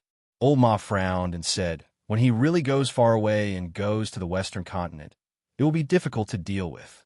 Lu Chun said lightly, "We haven't really reached the point where we are enemies of life and death. Let's wait and see, no hurry. Moreover, the Immortal Alliance has not been peaceful recently. Let's wait and see first." As he said this, he seemed to think of something and looked up at the dark night sky above his head. Old Ma also seemed to understand what he meant. After a moment of silence, he also nodded and seemed to agree with Lu Chen's idea, but he still seemed to be a little unwilling. After smacking his lips twice, he suddenly said, "Anyway, seeing him like a villain intoxicated by success makes me uncomfortable. If I knew this day would come, I would have let that little girl, White Lotus, teach him a little more. By the way, I haven't seen White Lotus for a while. Do you know where she went?" Lu Chan said indifferently, "I didn't see her either. Maybe she is still staying in Su Qingjuan's room and is too lazy to go out. Well, there seems to be a dead person carried out over there. TSK. His whole body is so soft. Even his bones are broken. A deity severing is really powerful, but to be able to do this..." The atmosphere in the vicinity of the rain-savoring building on the Celestial Dragon Mountain had always been a little weird. Though nobody stood out to openly question Immortal Tiehu or say anything else, all the cheers and rebukes were from the people of Heavenly Law Hall, which sounded a little weird. Fortunately, Immortal Tiehu did not have the intention to be entangled here any longer. He casually said a few words like, "The perverted thief is extremely daring, provoking the Tai Sui, seeking his own death." He then brought along the beautiful and sorrowful song Wenji and left. After this big shot left, the scene suddenly became lively. Many people squeezed forward, wanting to see who the dead person was and that there were other clues in the rain-savoring building that had been turned into ruins from time to time, so that they could find out what had happened before. That's right, even though Immortal Tiehu personally appeared to punish them and intimidate everyone, the intelligent people of the true Immortal Alliance who were used to seeing crafty plots and conspiracies still didn't really believe it on this point. Even at deity transformation stage, Immortal couldn't suppress his curiosity and guess. It could be seen that this was the usual atmosphere. However, although Taihu Immortal had left, the people of Heavenly Law Hall still surrounded the place and kept the corpse. Some people were dissatisfied and shouted in the crowd to show everyone which idiot had eaten a bear's heart and a leopard's heart to dare to provoke the young miss of the Heavenly Law Hall. However, the Heavenly Law Hall just turned a blind eye and directly left. The onlookers were naturally full of doubts. They only felt that the incident tonight seemed to be full of strangeness and that something was not quite right. But since it had come to this, everyone could only gradually disperse. Lu Chun and Old Ma brought Atu, who looked like he had almost fallen asleep again, back to where they came from. While they were discussing this matter in a low voice, they suddenly heard an extremely sharp howl coming from another place on the Heavenly Dragon Mountain. The faces of Lu Chun and Old Ma changed at the same time. The direction from which the sound came was from Fuyunji, and it sounded like an extremely urgent alarm signal.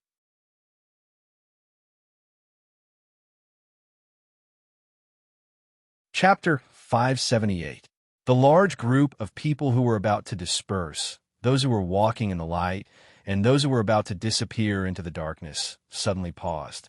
It was as if someone had suddenly cast an unfathomable Tao technique and divine ability, and all the sounds were instantly erased. Everyone turned their heads and looked in the direction of the shrill alarm, which was also the direction of Fuyunji and even Kunlun Temple, which had recently become very popular on Mount Tianlong. Lu Chun and Old Ma looked at each other, and their expressions changed. The level of the alarm in Fuyunji was not low. Something big must have happened. Why is it so unpeaceful tonight? What happened in Fuyunji? Old Ma could not help but complain to Lu Chun in a low voice. Lu Chun also shook his head with a hint of caution on his face. He frowned as he looked at the gradually brightening Fuyunji's territory in the distance, and there were more lights gradually gathering in that direction. No matter what, the two of them were on the same side as Fuyunji and Lord Tianlan, so it was reasonable for them to go back and take a look. After getting down from the tree, they called Atsu and rushed to Fuyunji Temple. There were many people along the way. Obviously, they had heard the noise and ran there. Lu Chun walked quickly as he looked around. He saw that there were familiar faces and unfamiliar faces, but most of them had grave expressions. It was as if they were deeply worried about the Floating Clouds Company, or if they didn't do so, they wouldn't be able to express their goodwill. However, who would know what was really in other people's hearts? Maybe some people were burning with anxiety, maybe some people were gloating, and maybe some people just wanted to look on coldly, not caring about the big or small disasters, and only seeing if there was a chance to gain benefits. There must be all kinds of such things. For a moment, Lu Chun suddenly felt that it was a little funny. The alliance of true immortals commanded the world and was majestic. It looked extraordinary on the surface, but the people who were really in the core of the alliance of true immortals were probably already used to scheming against each other. Not knowing if it was because Lu Chun had been silent, Old Ma was a little anxious. He approached him a little nervously. First, he looked around to make sure that no one was too close, and then he said in a very low voice that only Lu Chun could hear, "Could it be that something happened to Lord Zhengxiaming?" Lu Chun's footsteps suddenly stopped, and his expression changed. His sudden stop startled Old Ma and Atsu. Old Ma saw that he didn't look good and quickly said, "I'm just guessing. Don't take it seriously. I'm just afraid that." Lu Chun shook his head slightly. After a moment of silence, he said, "I don't blame you." Speaking of this, he paused for a moment, and then said calmly, "I can't think of anyone who can secretly plot against a person like the damn Baldy. You should be fine." Old Ma replied with a hum. It seemed that he had no objection to Lu Chun's words. His expression relaxed, and then he strode forward. Lu Chun followed him, looking at Old Ma's back with a somewhat complicated expression. When Old Ma suddenly asked him his question, just now, to be honest, he had never thought that something might happen to Lord Tianlan when the alarm sounded. But at that moment, his heart suddenly beat faster in his chest. Why was that? Was he worried, or was he expecting something? His sober reason had always firmly controlled his body and will, so that he knew what was the right thing to do. But in his mind and in the depths of his heart, had he ever thought about that kind of secret freedom? Had he really hoped that person would die? Lu Chun looked at the hall that was getting closer and closer and gradually showing its outline, and suddenly quickened his pace. As a most powerful hall in Zhengxiaming, Fuyunji did not get its reputation by bragging. Its efficiency and strength were actually far better than other mountain forces. Therefore, when these people just arrived near the edge of Fuyunji's territory, they found that the situation here was not quite the same as in the rain-savoring tower. The people of Fuyunji had completely controlled the surroundings. They were heavily guarded, and the atmosphere was somber. Everyone was blocked outside. Those outsiders were blocked by the stern-looking and solemn guards of Fuyunji. Although they were dissatisfied, everyone could see that something serious must have happened in Fuyunji's territory at the moment. If there was a dispute, the arrogant soldiers of Fuyunji would not be polite and show mercy. And those who belonged to Fuyunji were quickly recognized or reported their identities. Then, they were quickly summoned and distributed to various places in an orderly manner, further strengthening the defense around Fuyunji. Therefore, this territory became more and more stable. In the dark, a large group of people were blocked outside, sticking their heads out and looking around in the silent and somber atmosphere. It was completely different from the situation in the rain-savoring tower. Lu Chun and Old Ma rushed here. After they came forward and showed their identities, they were quickly let in. With Lu Chun's identity, He was now one of the three core figures under Supreme Tianlan. His future was limitless. Therefore, everyone thought highly of him and naturally would not let him do the work of guarding. Lu Chun led Old Ma and Atsu directly through the crowd. Under the guidance and whispers of the people next to him, they went to the place where the incident happened. Old Ma followed him and heard a few words. His expression slowly changed into a complicated and shocked expression, and even the corners of his eyes were slightly twitching. Lu Chun kept a sullen face and did not speak. He walked quickly through the main hall of Fuyunji, but did not go in the direction of the Kunlun Hall. Instead, he took a detour in another direction. The night there looked particularly deep and dark. The wind blew from the front, carrying with it a faint smell of blood. After walking for a while, they could vaguely see a house there. There were already many people surrounding it, and there were many familiar faces among them, including Xue Ying and the other top figures of the Floating Clouds division. At this moment, they were all here. Lu Chun walked over with large strides. Hearing his footsteps, Xue Ying turned her head and glanced in his direction. When she saw Lu Chun, her charming face was as cold as ice, but she didn't show any hostility towards him. She only nodded slightly, which could be considered greeting. Lu Chun walked to her side and was about to speak when they suddenly heard a beast-like howl from behind them. It sounded like a man's heart-wrenching cry. There was also a low sound, as if someone inside had lost control and hit the wall or knocked over something. A few fires lit up in the dark house. A commotion came, and a few voices gathered together. It seemed like they had spent a lot of effort to suppress the person who had lost control. Lu Chun and Xue Ying both looked over there. The wind blew past them, carrying with it a strong smell of blood. It was nauseating. Lu Chun lowered his head slightly. After a moment of silence, he opened his mouth and asked, "Inside?" Xue Ying's expression was solemn. She sighed softly and said in a low voice, "Very tragic." Lu Chun did not speak. The woman in front of him had seen more of the world than him. If even she said the word "very tragic," there was a moment when Lu Chun did not even want to enter this house. However, Xue Ying looked at him. For some reason, her gaze was somewhat deep. She said, "Shall we go in and take a look?" Lu Chun frowned and looked at her. His heart sank slightly. After a moment, he nodded and said, "Okay, let's go in and take a look."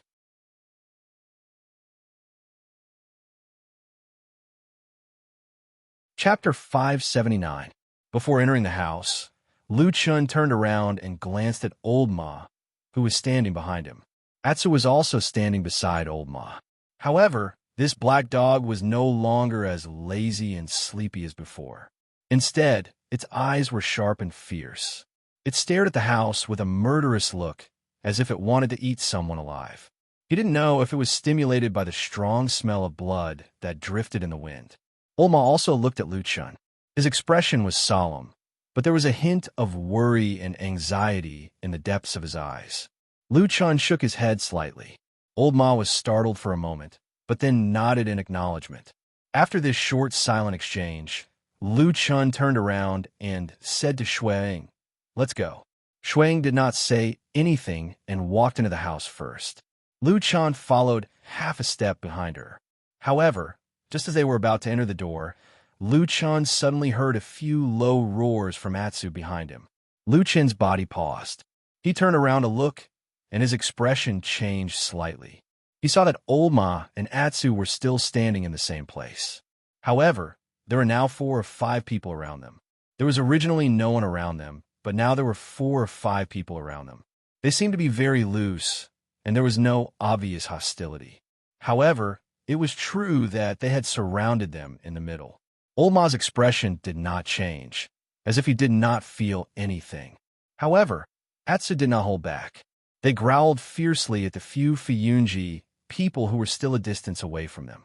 Lu Chun was silent for a moment. His expression was already somewhat gloomy. He turned around to look at Xue Ying and said, "Hall Master Xue, what is the meaning of this?" Xue Ying's expression was calm, as if she did not see anything out of the ordinary. She only said softly, "They do not have any ill intentions. It is just that this is an emergency. There must be some suspicious people. Let's just watch for now." There will be no problems. As she said this, she smiled slightly and her expression softened. In this disgusting and bloody night, she was like a beautiful flower that was pleasing to the eye, pleasing to the eye. She stretched out her hand and gestured for them to enter. She calmly smiled and said, "Let's go in and have a look. It is fine outside." Lu Chun looked at this beautiful and famous woman. He stood motionless with an indifferent expression. It was as if he had suddenly become deaf and did not hear what Shui Ying had just said. Of course, the two of them were not the only ones present. Other than Old Ma, Atsu, and a few people near them, Fuyunji's elite troops had already tightly surrounded this house. There were even more people at the main entrance. Although no one was too close to the two leaders, Shui Ying and Lu Chun, their every move and word was observed by the surrounding people. Therefore, at that moment, when Lu Chun suddenly disregarded Shui Ying's words rudely, the atmosphere of the scene suddenly seemed to become cold. The originally somewhat tense surroundings immediately looked over. On the stone steps, Lu Chun indifferently looked at Shui Ying. He did not take a step, did not move, and did not have any intention of speaking. Sometimes, not speaking actually had another meaning. Perhaps it was to express dissatisfaction. Shui Ying's expression also changed slightly. It seemed that she did not expect Lu Chun to disregard her words in front of so many people at this critical moment. Moreover, he was clearly looking at her with some provocation. This situation was clearly a little awkward. Shui Ying felt that she was in a difficult position. She waited for a while, then slowly retracted her extended hand. She then said indifferently, "What is it, Junior Lu? Do you have any dissatisfaction with me?" Lu Chun shook his head and said, "I dare not. Hall Master Shui's reputation is illustrious, and her words carry enormous weight. She can do whatever she wants. She can say that whoever she wants is a suspect. She can detain and surround whoever she wants. How could I dare to be dissatisfied with such power?" He said these words very clearly and loudly, in front of the main entrance of the house. Who knew how many people in the open and in the dark heard these words clearly at the same time? For a moment, there was silence all around.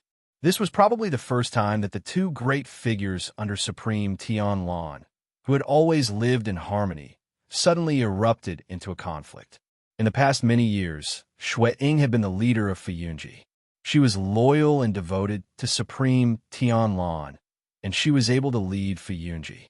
She led this powerful and vicious force to fight against the devil cult for many years. Until now, she had almost completely defeated the devil cult and made great achievements. Before Lu Chun appeared, or more accurately, before Supreme Tianlan suddenly held a disciple acceptance ceremony and accepted Lu Chun as his only disciple, Shui Ying was fully deserving of being Supreme Tianlan's #1 confidant. After that disciple acceptance ceremony, who knew how many people on Mount Celestial Dragon and in Xingxiaming were watching Fuyunji and Shui Ying. They were full of interest to see how this woman would react. After all, in terms of status, the person who was most likely to inherit Supreme Tianlan's great legacy had suddenly changed from her to the man called Lu Chun. This was a bitter fruit, and it was almost impossible to swallow.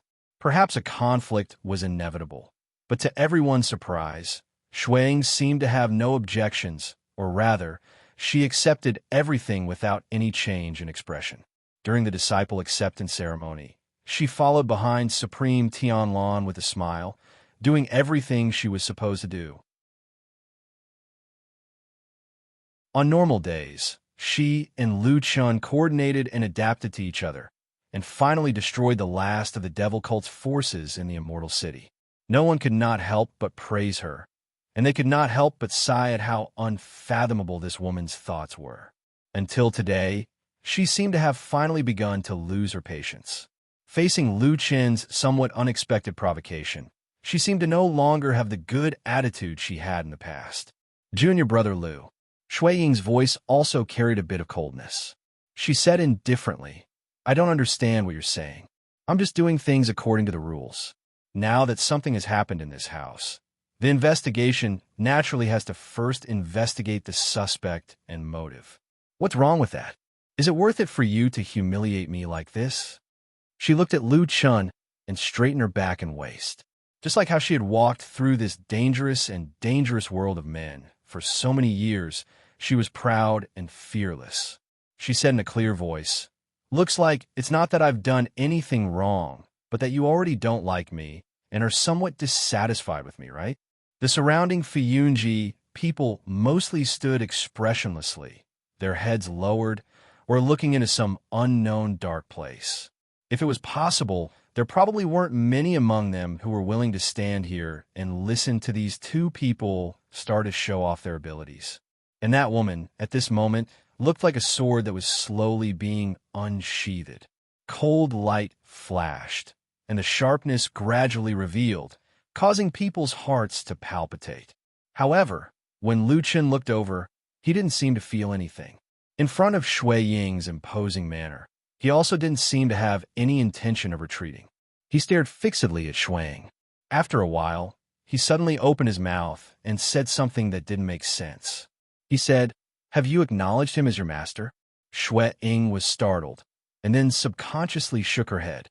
Before she could speak, she saw Lu Chun standing there, his gaze suddenly sharp, like a knife that wanted to cut people's hearts, to prick the hidden wounds, to flip over the bloody places and show them to the public. He opened his mouth coldly, and each word was like a flying dagger as he said, "Then what gives you the right to call me Junior Brother Lu? Do you have the right?" He said calmly and coldly. In the night, everyone, including old Ma, was stunned at that moment. Then, they subconsciously held their breath, leaving only a deathly silence.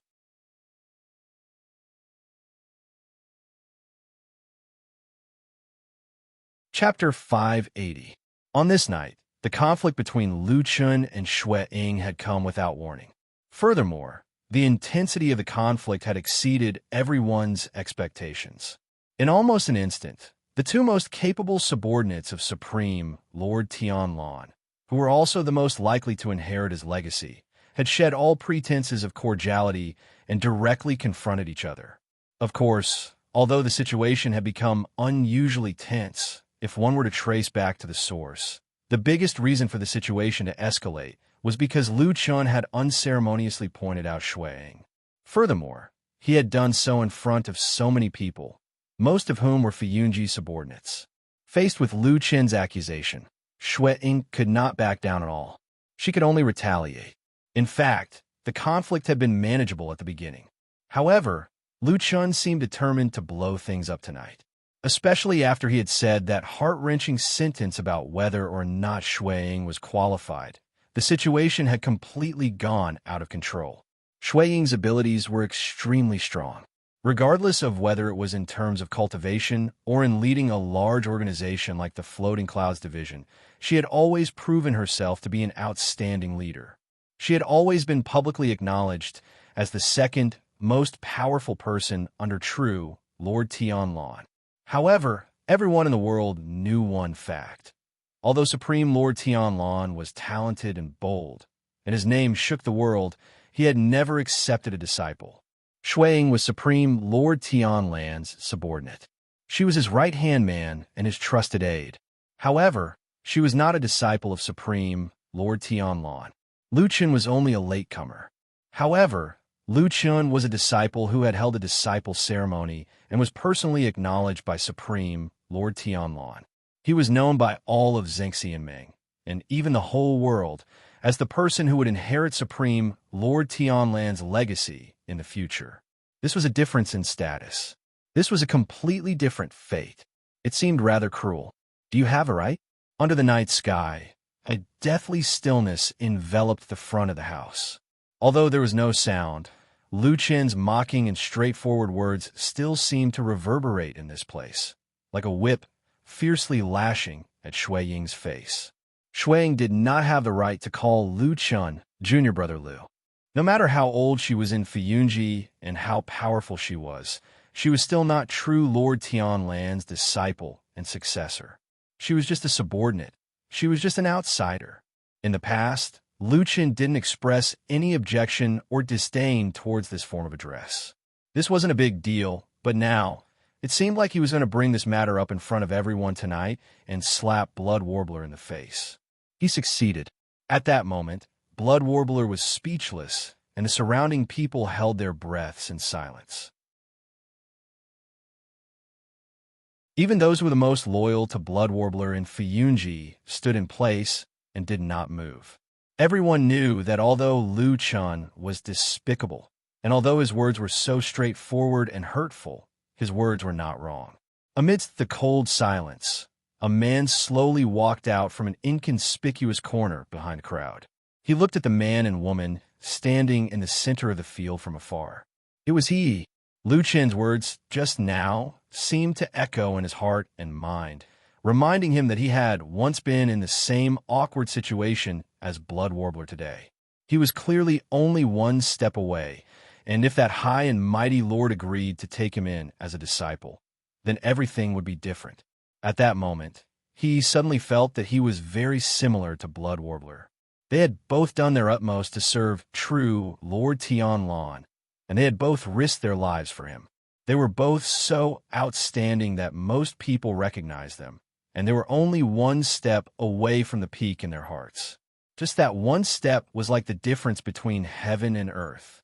He's gaze was a little dark and uncertain. He let out a soft sigh and seemed to have thought of something. The corners of his mouth slightly curled up, as if he was secretly happy and pleased with his choice. In front of the house, Blood Warbler naturally did not know that there was a person called He who actually appreciated her in his heart. Of course, even if she knew, she would not feel any gratitude towards him. It was more likely that she would snort disdainfully. She was a proud woman. In order to prove her excellence, she had worked very hard all these years. She had done her best, and the results were also pretty much the best, except for the fact that she had not been able to catch that hateful elder ghost. Also, except for the Lord whom she had followed loyally for many years. Although he had given her power, fame, and a position that everyone admired, he had never taken her in as his disciple. She had once thought that everything would come naturally, and that this was just a test from the Lord, true Lord. Or perhaps there was something that she had not done well enough. After all, a godlike figure like true Lord Tianlan had such a vast and magnificent foundation. If she wanted to become his successor, she would definitely have to be even more outstanding. That was why Blood Warbler had never complained. She had only worked hard to make herself more outstanding, so that she could build his empire for him. Until one day, a person called Lu Chun appeared and became his disciple. And now, this Lu Chun, who had snatched away all of her hopes, had coldly asked her this question in front of her. Do you have the qualifications? This was the sharpest knife that Blood Warbler had ever heard or seen in her life. When it pierced into her chest, that kind of pain felt as if all the decades of suppression had been triggered in an instant, and then exploded out, wanted to tear her entire body apart, throwing everything that she had once treasured onto the ground and trampling on it. It made her wish she was dead, and made her wish she was dead. It turned out that all these years had been for naught. Her face was deathly pale, and her lips were trembling slightly. She stared fixedly at Lu Chun. If looks could kill, then Lu Chun would definitely have died 100 times. Unfortunately, he could not. She slowly raised her hand and pointed at Lu Chun. Word by word, it was as if all the anger in her body was gathered in that one word. You actually dare like this? Even now, Lu Chun still had no intention of backing down. He looked coldly at this extremely angry woman and said, "Today's matter is not your chance. Don't even think of using this against me or my people." After saying this, he turned and walked down the stone steps. Under everyone's gaze, he walked all the way to the side of Old Ma and Black Dog. Then, he swept his gaze across the faces of the people surrounding him. His gaze was a little cold, and there was a hint of provocation in it. However, the people opposite him all avoided his gaze. After a moment of stalemate, they slowly retreated into the darkness. Standing in front of the house, Blood Warbler's face became even paler. Atsu moved his head to Lu Chen's side and rubbed against his leg. Old Ma's expression was still solemn, but it could be seen that he was relieved. However, when he walked to Lu Chen's side, he hesitated for a moment and said in a low voice, It's not worth it for you to shed all pretense of cordiality like this. Lu Chun did not look at him. He just turned around and said lightly, "After so many years, I only have you as my subordinate. Although you're useless, I can't just let you be harmed by others." Old Ma looked at him for a while, then nodded and smiled. Then he puffed out his chest and followed behind Lu Chun. Together with the majestic and grimacing Atsu, they once again walked towards the house. Blood Warbler was still standing there, but this time Lu Chun did not even look at her. He just walked past her and strode into the house that was filled with the thick smell of blood. Only Blood Warbler was left. Under the strange gazes of the crowd, she stood alone at the door.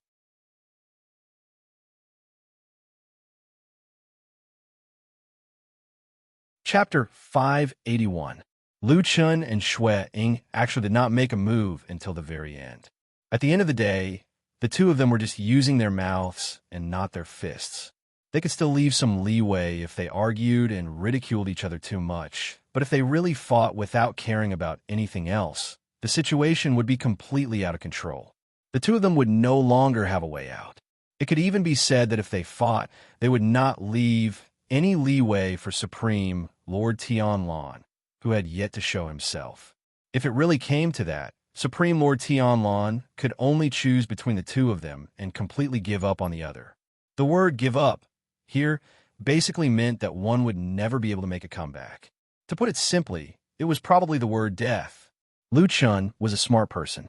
He could acutely sense that Xue Ying seemed to be intentionally using this sudden incident to attack the prestige and influence of his side. Although it was obscure, there was a hint of sharpness in it. Therefore, he made a judgment in an instant and directly exposed the conflict between the two of them in an attempt to provoke Xue Ying. Xue Ying was also a smart person. She had been arrogant for so many years in power. Apart from the few divine transformation true lords in Zhengxiaming, when had she ever lowered her head to anyone? But this time, she actually managed to forcefully endure it until the very end. In the end, the two of them did not cross that line. The footsteps gradually faded away. It seemed like Lu Chun had already brought Old Ma and Atsu into the house. However, Xue Ying was still standing at the main entrance. It had been many years since anyone had dared to reprimand and ridicule her like this. This was quite a loss of face. She looked around and swept her gaze across those people. At this time, even more people had gathered. Most of them were from Fuyunji, while some were from Supreme Lord Tianlan's faction. For example, there were also quite a few from the Kunlun party. They could all be considered as her own people. However, the more people there were, the more intense the burning sensation on his face seemed to be. Other than that, so many people had seen this scene.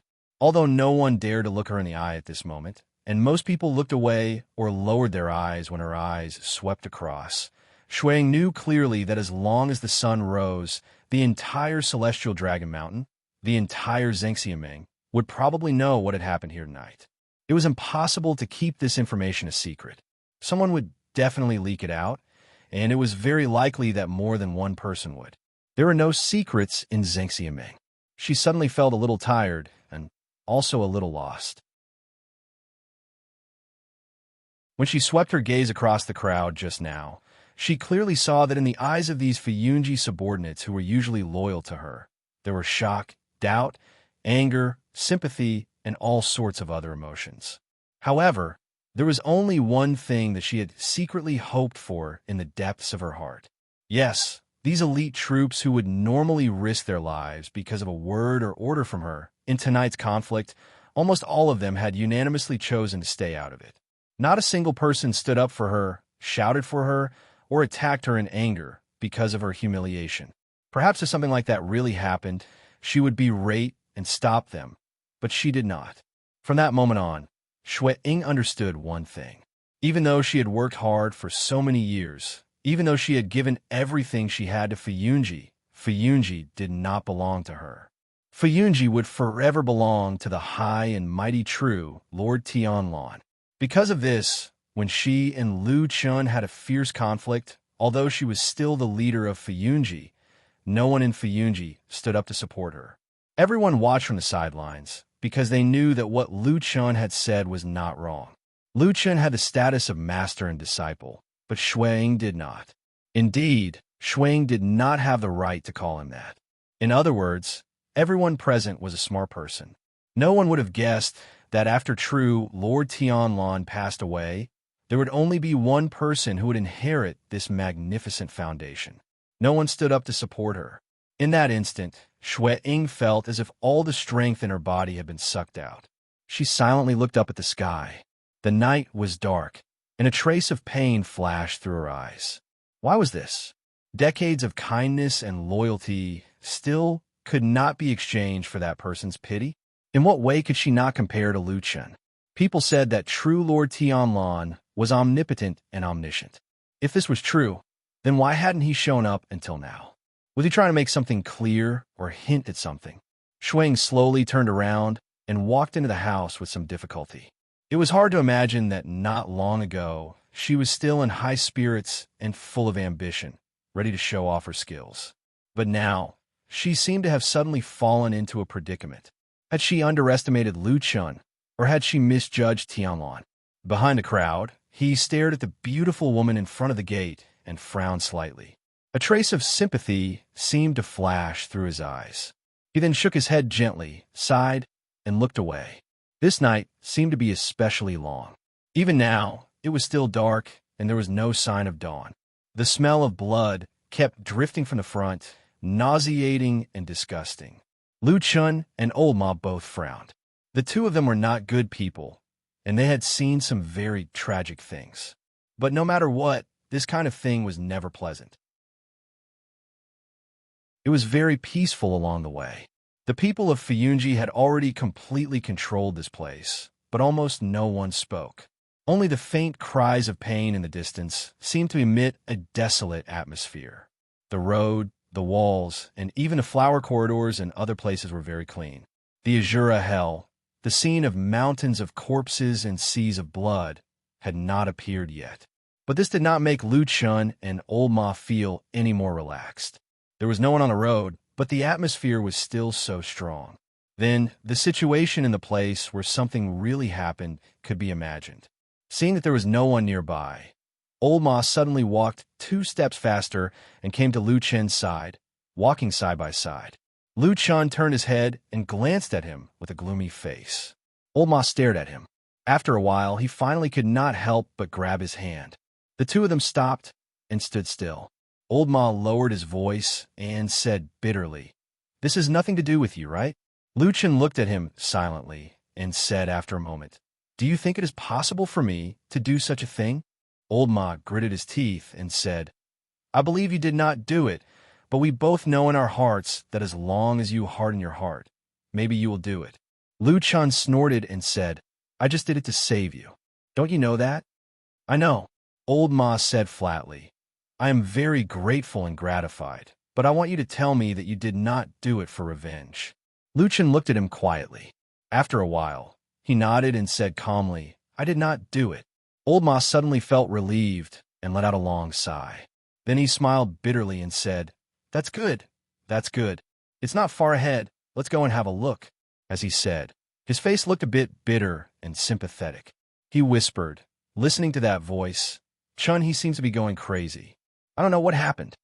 Lu Chun glanced at him and said nothing. He just walked forward. In the smell of blood, they walked to the bedroom in the backyard. Then they saw Chun He, who had just greeted them with a smile outside the Tingyu building not long ago. That man fell to the ground in the courtyard and looked in the direction of a bedroom. His whole body was twitching and trembling, crying and wailing, as if he had suddenly broken down. Standing around the courtyard were a dozen or so members of the Floating Clouds Agency. Every single one of them had an ugly expression on their faces. Lu Chun and Old Ma's eyes immediately fell on the bedroom door that was half closed. At the same time, footsteps sounded again. It was Shuang, with a cold face, who had also come here. They looked at the bedroom together. Then, they could sense a strong smell of blood surging out from it. Lu Chun stood where he was for a moment and then walked over. Under everyone's gaze, he slowly walked to the door of the bedroom alone. Then, he gently pushed open the half-closed door and glanced into the room. Old Ma looked at him from behind and could vaguely feel that at that moment, Lu Chen's body seemed to stiffen. After a while, Lu Chen slowly took 2 steps back and turned around. This time, his gaze fell on Chun He, who was lying on the ground. Everyone in the courtyard, including Shui, looked at him with a somewhat complicated expression. But Lu Chen turned a blind eye to these gazes from the outside. He walked to Chun He's side. Chun He seemed to have no feelings for him at all and was only wailing with a hoarse voice. Lu Chen stretched out his palm and patted his shoulder. After a while, he said, "First, restrain your grief and accept your fate." After a while, he opened his mouth again and said, "This matter will not end like this. We will definitely give you an explanation." When he said this last sentence, his voice was a little louder. Almost everyone in the courtyard heard it.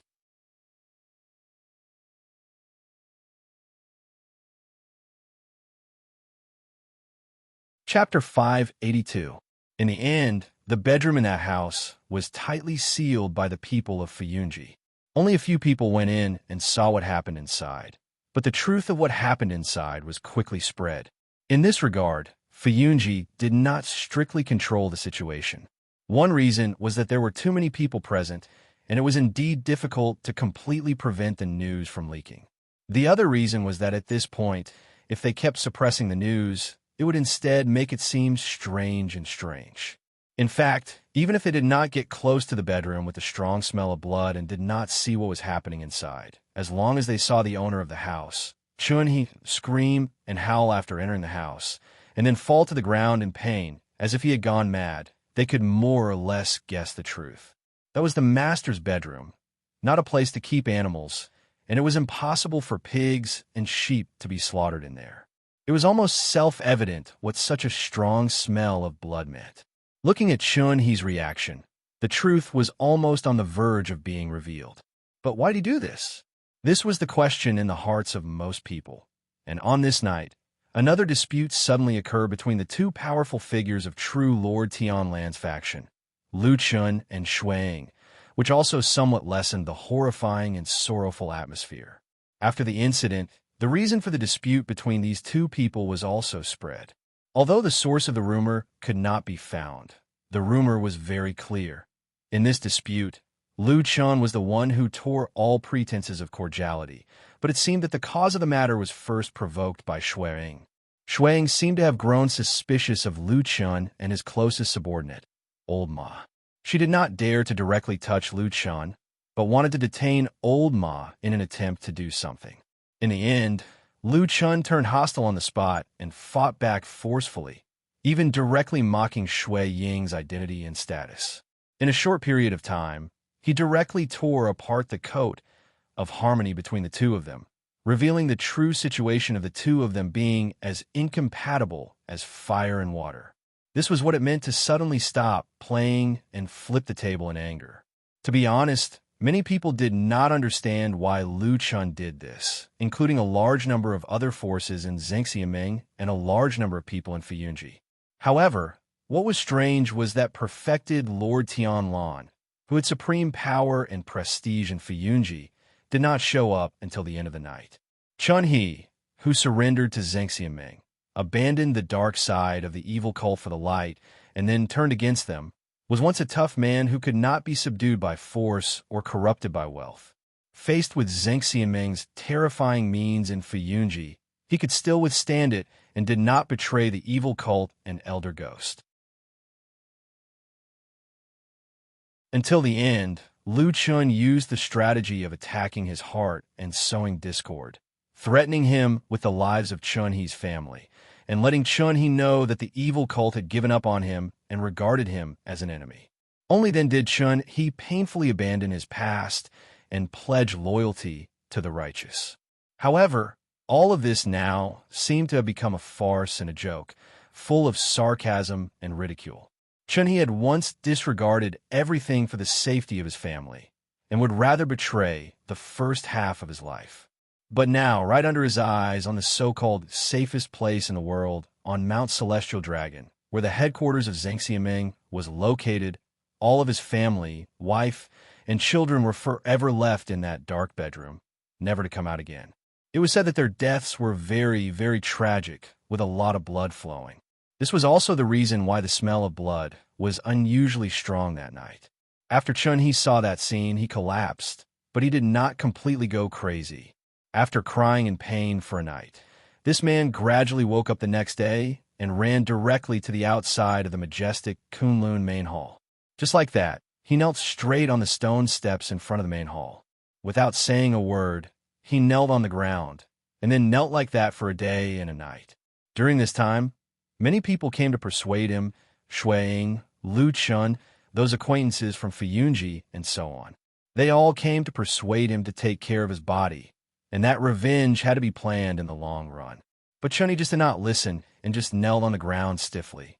His face was very pale, and there was almost no blood. Anyone could see that this man at this moment was just holding on with his last breath. If there was even the slightest movement, he would not be able to bear it.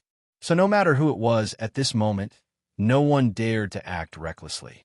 Of course, there might be some people who looked sad on the surface and advised him, but in their hearts, they were happy. No one could persuade Chun-Hee to leave. In addition, this matter had gradually spread.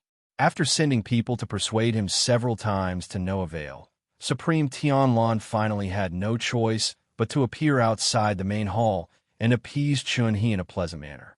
Chun-Hee did not have any other request, and only said 2 words, revenge.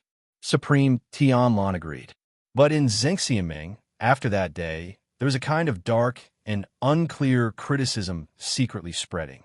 It was said that the high and mighty bald Supreme Tianlan did not immediately agree to this natural request, but hesitated. After a while, he reluctantly agreed. Why was this? There must be a reason for this abnormality. Almost all the other forces in Zhengxiaming paid attention to this point.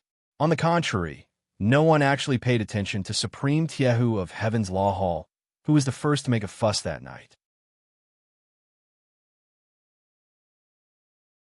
Supreme Tiehu was an old and powerful supreme, and Heaven's Law Hall was indeed a great hall with a long history. But now, it was the era of Supreme Tianlan and Fuyunji. Why does the old man Tianlan have concerns? Could it be that there are other secrets in this matter that we don't know? In the main hall of Heaven's Law Hall, when only Supreme Tiehu and Song Wenji were left, Song Wenji saw that there was no one around and asked Supreme Tiehu this question in her heart. Supreme Tiehu frowned slightly and seemed to have thought about this for a long time. In the end, he said in a low voice, "Now it seems that it is not that the unfound murderer is difficult to deal with, but that he has some concerns about the dispute between his 2 subordinates." Song Wenji's eyes flashed slightly, and she raised her eyebrows, saying, "Lu Chun and Shui-Ying?" True Lord Tiehu nodded his head. With his hands clasped behind his back, he walked 2 steps around the main hall and said, "I heard that Shui-Ying had wanted to detain Lu Chen's most trusted subordinate that night." Unexpectedly, it triggered a strong reaction from Lu Chun, causing him to shed all pretenses of cordiality. At that time, I was thinking that there seemed to be something wrong with the reaction of that young man named Lu Chun. Song Wenji replied with him and said, "Yes, before this, he has been tolerating to get along with Shui-Ying. This is also a prudent way to preserve the past.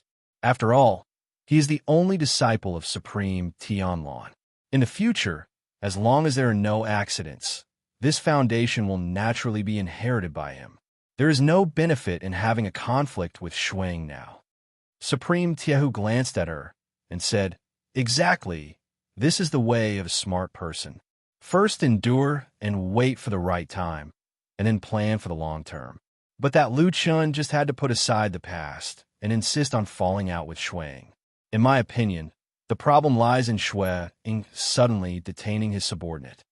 Song Wenji said, "Is there a problem with his subordinate?" Supreme Tiehu thought for a while and slowly shook his head, saying, "Shui-Ying did this, perhaps to take the opportunity to create trouble and put the name of the murderer on Lu Chen's head. After all, Supreme Tianlan is still alive, and it is not impossible for him to replace his disciple in the future." Song Wenji slowly nodded and did not speak, but a strange light flashed in the depths of her eyes. At this moment, Supreme Tiehu sneered, as if he was somewhat disdainful of this matter and was unwilling to say more. He changed the topic to Song Wenji and said, "That person has done a good job. Make the arrangements. I will come and see him in a few days." Song Wenji was shocked and said, "Godfather, you have already completely trusted him?" Supreme Tiehu laughed and stroked his white beard and said, "This time, the effect of the proof of allegiance is better than I expected. Enough, enough." He slightly narrowed his eyes and said, "One day, I will let that baldy suffer."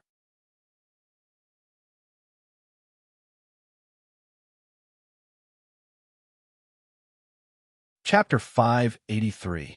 Perfected Lord Tianlan asked Lu Chun to come over. After dismissing his attendants, they were the only ones left in the huge Kunlun Hall. What was different from the past was that perfected Lord Tianlan even asked someone to close the door of the hall this time. When the heavy door was closed, it cut off all the noises outside and the prying eyes in the dark. Only the master and disciple were left. It seemed that the matter this time was very serious.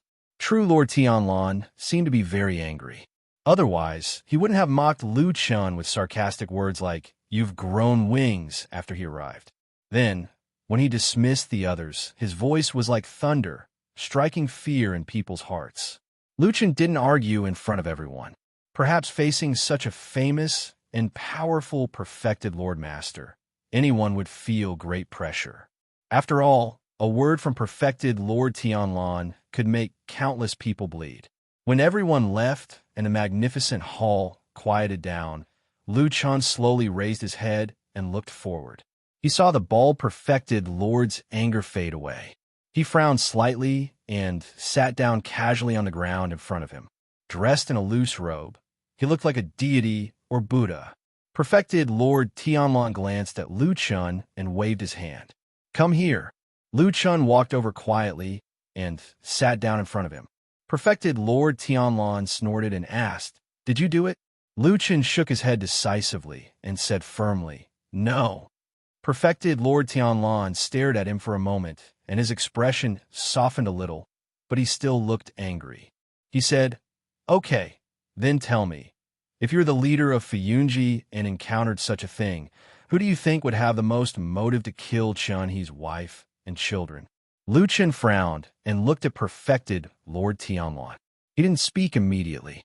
Perfected Lord Tianlan said lightly, "Just say what I want you to say. Wasn't it always like this in the past? Or is it that now that you've officially become my disciple, you're feeling apprehensive and don't dare to speak your mind?" Lu Chun was silent for a moment before he gently exhaled and nodded. "All right." Perfected Lord Tianlan grinned. His expression seemed to have become much gentler, causing the quiet surroundings of the hall to no longer be so stiff and cold.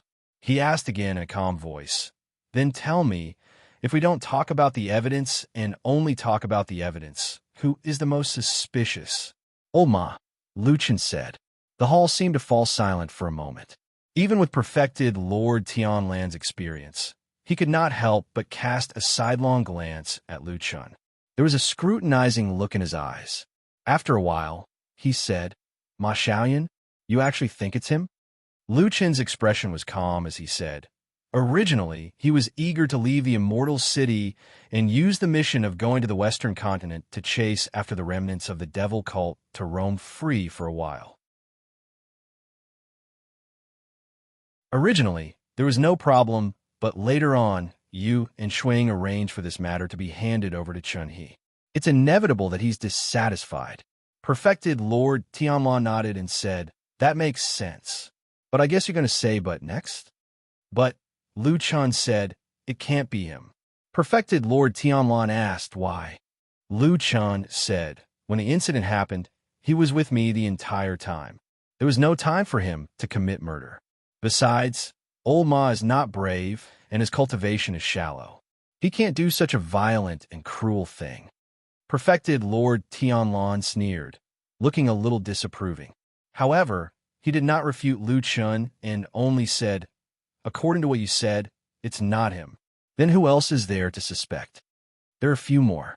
Lu Chun politely pointed at himself and said, According to Xue Ying and Home Master Xue's thoughts, I'm probably a very big suspect. This time, perfected Lord Tianlan really laughed and looked at him with interest. After sizing him up, he nodded and said with a smile, I think so too. You're a ruthless and meticulous person. You're not on good terms with Xue Ying, and shouldn't he abandoned you to rely on her? Also, Ma Xiaoyun is also your most trusted subordinate. Even if you did it to establish your own prestige, it seems very suspicious, not to mention for Ma Xiaoyun. You're right, but unfortunately it's not me. Lu Chun looked at perfected Lord Tianlan and said, If you still want to ask, I was with old Ma that night. I didn't have time to do this. Perfected Lord Tianlan was stunned for a moment, then laughed and sighed. You're getting more and more shameless. I'm just telling the truth. If I did it, I'll admit it. If I didn't do it, I didn't do it. Lu Chen said, All right, I believe you. Perfected Lord Tianlan actually admitted this without hesitation and said, But you have to explain to me now. Why did you have to shed all pretense of cordiality with Xue Ying that night? Don't you know how difficult this is for me?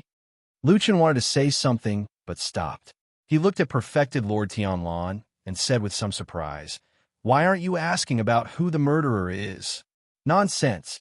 Perfected Lord Tianlan looked a little annoyed and said with some contempt, Who has the leisure to care about the life and death of a few irrelevant people?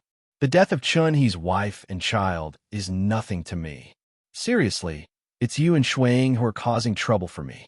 Don't be so long-winded and tell me clearly. Lu Chun fell silent. After a while, he sighed and said, So that's what you think? It's a little scary just thinking about it. If I were to sit in your position in the future, would I become as cold-blooded and heartless as you? Yes. Perfected Lord Tianlan nodded with certainty and said, Brat, you are already as cold-blooded and heartless as me. If you succeed in your cultivation in the future and achieve great things, you will definitely walk through mountains of corpses and seas of blood. Calling you cold-blooded and heartless is definitely not enough to describe you. Lu Chen's face darkened. He glared at perfected Lord Tianlan and suddenly scolded, Scram, don't curse me. Perfected Lord Tianlan laughed out loud and seemed to be very happy. It was rare to see him so happy. He chuckled and said, Are you angry? But you are angry. Is it because you still think that what I said is very likely to be right? It's just that you can't stand it? Lu Chen took a deep breath and no longer paid attention to this damned Baldy's provocation. After calming himself down, he told perfected Lord Tianlan about his quarrel with Xue Ying that night. In the end, he said, Xue Ying was clearly dissatisfied with my sudden rise in power and wanted to make use of the opportunity to make me lose face. If she could use some methods to make old Ma confess under torture, if she couldn't, your decision to make me your successor would be shaken. Perfected Lord Tianlan frowned and said, So you fell out with her on the spot? Lu Chen said, Yes. Perfected Lord Tianlan sneered and said, Are you so sure that I will definitely protect you? Xue Ying has the entire Fuyunji behind her, and she is also loyal to me. Why should I? Lu Chun thought about it and said, I think that Xue Ying herself is the third possible murderer. Perfected Lord Tianlan was taken aback, and his expression changed slightly. He said, What do you mean? Lu Chun said, You just said that evidence doesn't matter. In that case, she has benefited the most from this incident and is naturally suspicious.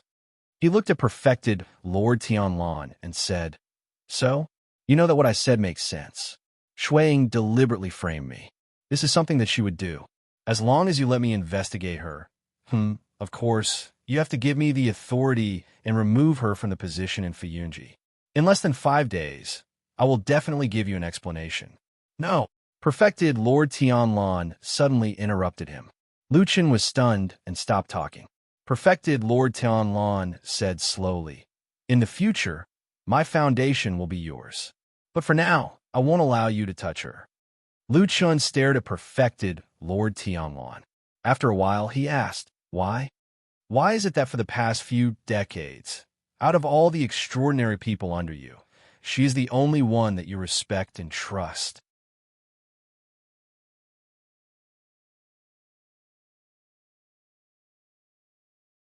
Chapter 584.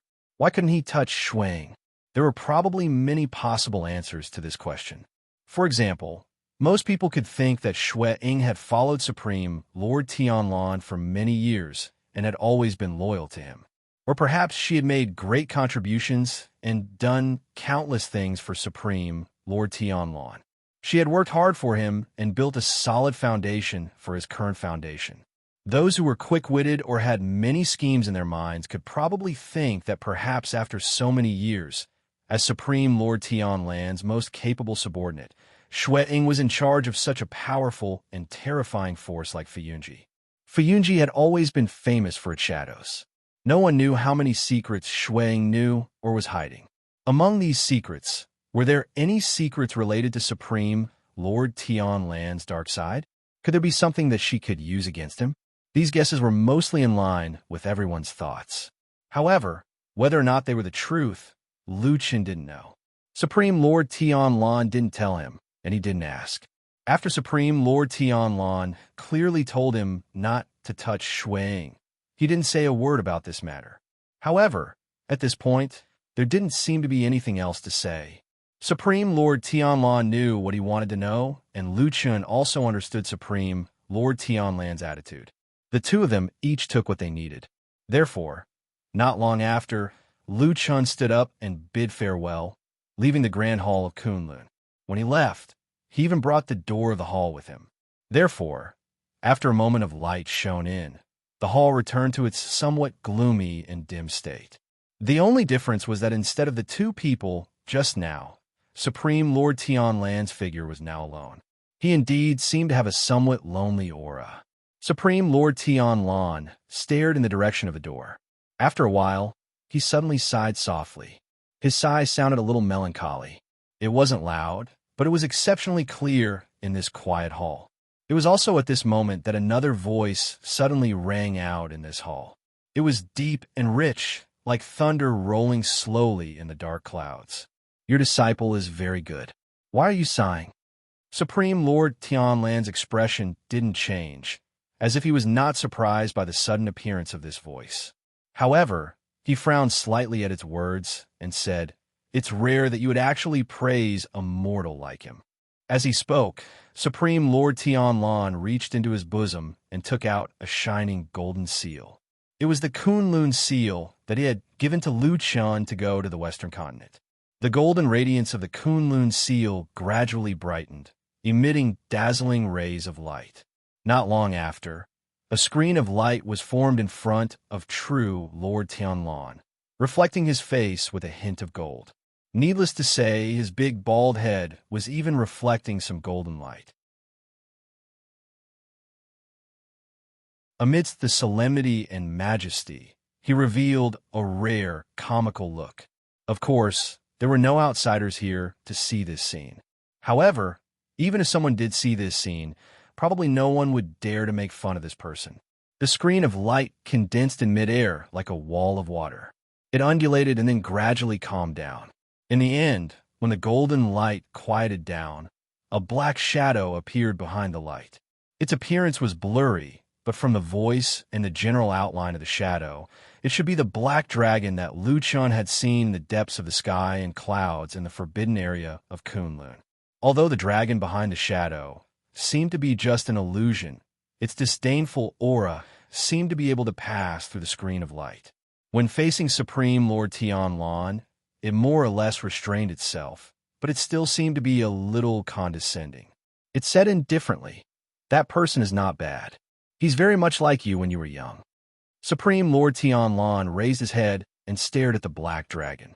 After a moment of silence, he said, "You're right." The black dragon shook its huge head as if it was stretching its body. At the same time, it said to Supreme Lord Tianlan, "But he actually left just like that. I thought that at this point, he would make you support him even more openly." Supreme Lord Tianlan smiled and said, "He won't. Lu Qin is a smart person. Previously, he said a lot of things to me, including his argument with Shuang, but it was all nonsense. He had already obtained what he wanted to hear the most. That's why he left so decisively and didn't care about Shuang at all." "What is it?" the black dragon asked. Supreme Lord Tianlan said he wanted me to clearly tell him that this foundation will be passed on to him in the future. The black dragon snorted and seemed to be somewhat disdainful. That's what you said, but did he dare to believe it? It looked down at perfected Lord Tianlan and said with a hint of mockery, I'm sure he doesn't know what you've done in the past. It's not that hard for you to go back on your word. Supreme Lord Tianlan didn't get angry at the black dragon's sharp words, nor did he try to deny it. He only pondered for a moment, then said, he believes me. The black dragon laughed as if it had heard something funny. Looks like this young man is as stupid as me. He's the second person in the world who dares to trust you so much. Supreme Lord Tianlan glanced at the black dragon and smiled. Although you haven't lived a good life these years, even you can't deny that I've done what I promised you back then, right? The black dragon sneered and looked a little mocking, but he didn't deny it. Others might not know, but I know how you got your current position. What? Don't tell me that you can say with a clear conscience that you'll completely keep your promise to that young man. Supreme Lord Tianlan fell silent. The mockery in the black dragon's eyes intensified. It shook its body, and the golden light on the Kunlun seal shook for a moment, then gradually retracted. Its huge figure gradually became blurry, but its voice still came through the screen of light. You don't have to pretend in front of me. That young man will just be another sacrifice for you in the future. As the deep voice gradually faded, the golden light disappeared completely, and the Kunlun seal returned to normal, falling back into Supreme Lord Tianlan's hand. Supreme Lord Tianlan clenched and relaxed his hand, putting the seal back into his pocket. He sat on the spot for a while longer, then silently stood up, walked to the door of the hall, and opened it. A gust of wind blew in from outside the hall. Supreme Lord Tianlan narrowed his eyes. He stood in the wind, his sleeves fluttering. After a long time, he suddenly smiled. There was a hint of profoundness and vicissitudes in his smile, as well as a hint of carefreeness and arrogance. With his hand behind his back, he looked at the world and said, So what if I kept my promise to him? Boom! Suddenly, there was a rumble in the sky. It seemed to be echoing in the sky, but it also seemed like the heavens were responding to his words. Surprised, Supreme Lord Tianlan raised his head to look. At the same time, the mortals in the world looked up and saw a sudden change in the sky. Rays of light crisscrossed, and not long after, a sea of blood came crashing down, covering the sky and covering the earth. Moreover, this time, it seemed to have pushed over at least 80% of the sky. The rare phenomenon of the Crimson Sea appeared once again.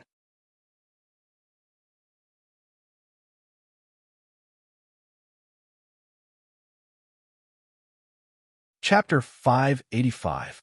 The phenomenon of a sea of blood that suddenly appeared enveloped the sky above Mount Heavenly Dragon, and even the entire enormous city once more. Moreover, it was even more ferocious this time, and it blotted out the sun, leaving behind less than 20% of the sky that wasn't drowned by the sea of blood. And no matter how one looked at it, the last bit of space seemed to be swallowed by the blood sea at any time. This was the human world, the place where the human race had lived and multiplied for countless years. From ancient times to the present, people had long been familiar with the days of working at sunrise and resting at sunset. They were also familiar with a world where the earth was beneath their feet and the sky above their heads. The sky could be sunny or hazy, windy or rainy, exposed to snow and ice, spring, summer, autumn, or winter. People had seen everything and were already used to it. However, no one had experienced and seen the blood sea hanging upside down in the sky. It looked like it would collapse and destroy the entire world at any time. No matter how one looked at it, it seemed to be the doomsday aura that only the devil hell had. Therefore, although nothing had happened for the time being, there were many people who were very disgusted by this blood sea phenomenon. The well-informed Fuyunji sent a report the next day. It clearly pointed out that after the appearance of the blood sea phenomenon, the number of people leaving the immortal city suddenly doubled. Of course, most of those who didn't want to stay in the strange place because of disgust, fear, or simply because they didn't want to stay in the strange place where rogue cultivators and mortals outside the true immortal alliance. In Xingxianming, which occupied this prosperous city and had unparalleled strength, there was no such phenomenon of people fleeing. Most people stayed here. The rules in the huge immortal alliance were strict. It was a serious crime to leave rashly. At this special time, it was more likely that they would be charged with the crime of shaking people's hearts. If that happened, they would suffer in the future. Of course, there were people who left the immortal city in the immortal alliance. In fact, there were quite a number of them. However, everyone said that those who left had all kinds of special tasks. They were leaving the immortal city to do something outside the city and not fleeing. Although there were many women and children among the people who left, there were also some familiar people. Anyway, those who were really powerful and had a way to leave, or at least let their families leave first, even if there were strict rules in the Immortal Alliance. This had been the case since ancient times. Lu Chun and Old Ma stood in a secluded place at the top of Mount Celestial Dragon. They looked up at the surging sea of blood in the sky. As the strong wind blew in the sky, the blood-colored clouds rose and fell, looking like the rolling waves of the sea. It was a very spectacular scene, but it carried a dark red aura, which made people's hair stand on end. They were afraid that the endless sea of blood would fall on their heads in the next moment. Old Ma gasped as he looked at the scene and said, "What the hell is this? It's actually so terrifying. I'm afraid that even the evil devil cult didn't create such a disgusting thing." Lu Qin didn't agree with him. Instead, he thought about it carefully for a while and shook his head at Old Ma. "That's not it." Old Ma was startled and said, "Why? Have you seen something more powerful and more terrible than this before?" Lu Qin nodded and said, "Yes, in the Battle of the Barren Valley, the devil cult Yin, Shou Yang and the other masters, including the southern barbarian fire shaman, opened a kind of god-subduing spell in the Barren Valley. At that time, the weather changed greatly, the sky broke, and there seemed to be evil gods descending in the violent wind and thunder. The scene at that time was much more terrible than it is now." Old Ma was a little surprised. He looked at Lu Qian with a somewhat complicated expression and said, "At that time, I was on the periphery and didn't enter the Barren Valley, so this is the first time I've heard of this." "Well, for so many years, why haven't I heard you mention it?" Lu Qian looked at him and smiled. "Even the dead Baldy knows about this. Have you heard him mention it to others?" Old Ma immediately pursed his lips and shook his head without saying anything more. However, there was still an unconcealable doubt in his eyes. Obviously, he was puzzled by Lu Qian's sudden mention of this matter today. However, Lu Qian didn't seem to have any intention of clearing up his doubts. He glanced at the sky and said, "If I'm not wrong, this is probably just the beginning. More and more terrible things are yet to come." Old Ma rolled his eyes and said snappily, "You make it sound so easy." After a pause, he said gloomily, "I should have hidden in the Western continent and lived a carefree life.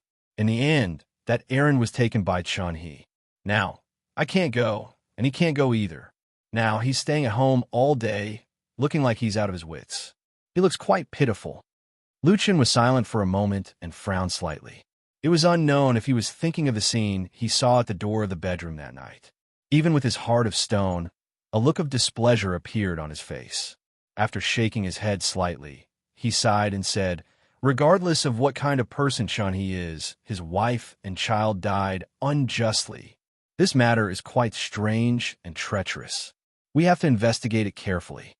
Old Ma glanced at him and said, "So, that's why you made that promise to Chun He that day?" Lu Qian said lightly, "He should have trusted the dead Baldy more than me." After saying that, Lu Qian didn't seem to want to continue this topic.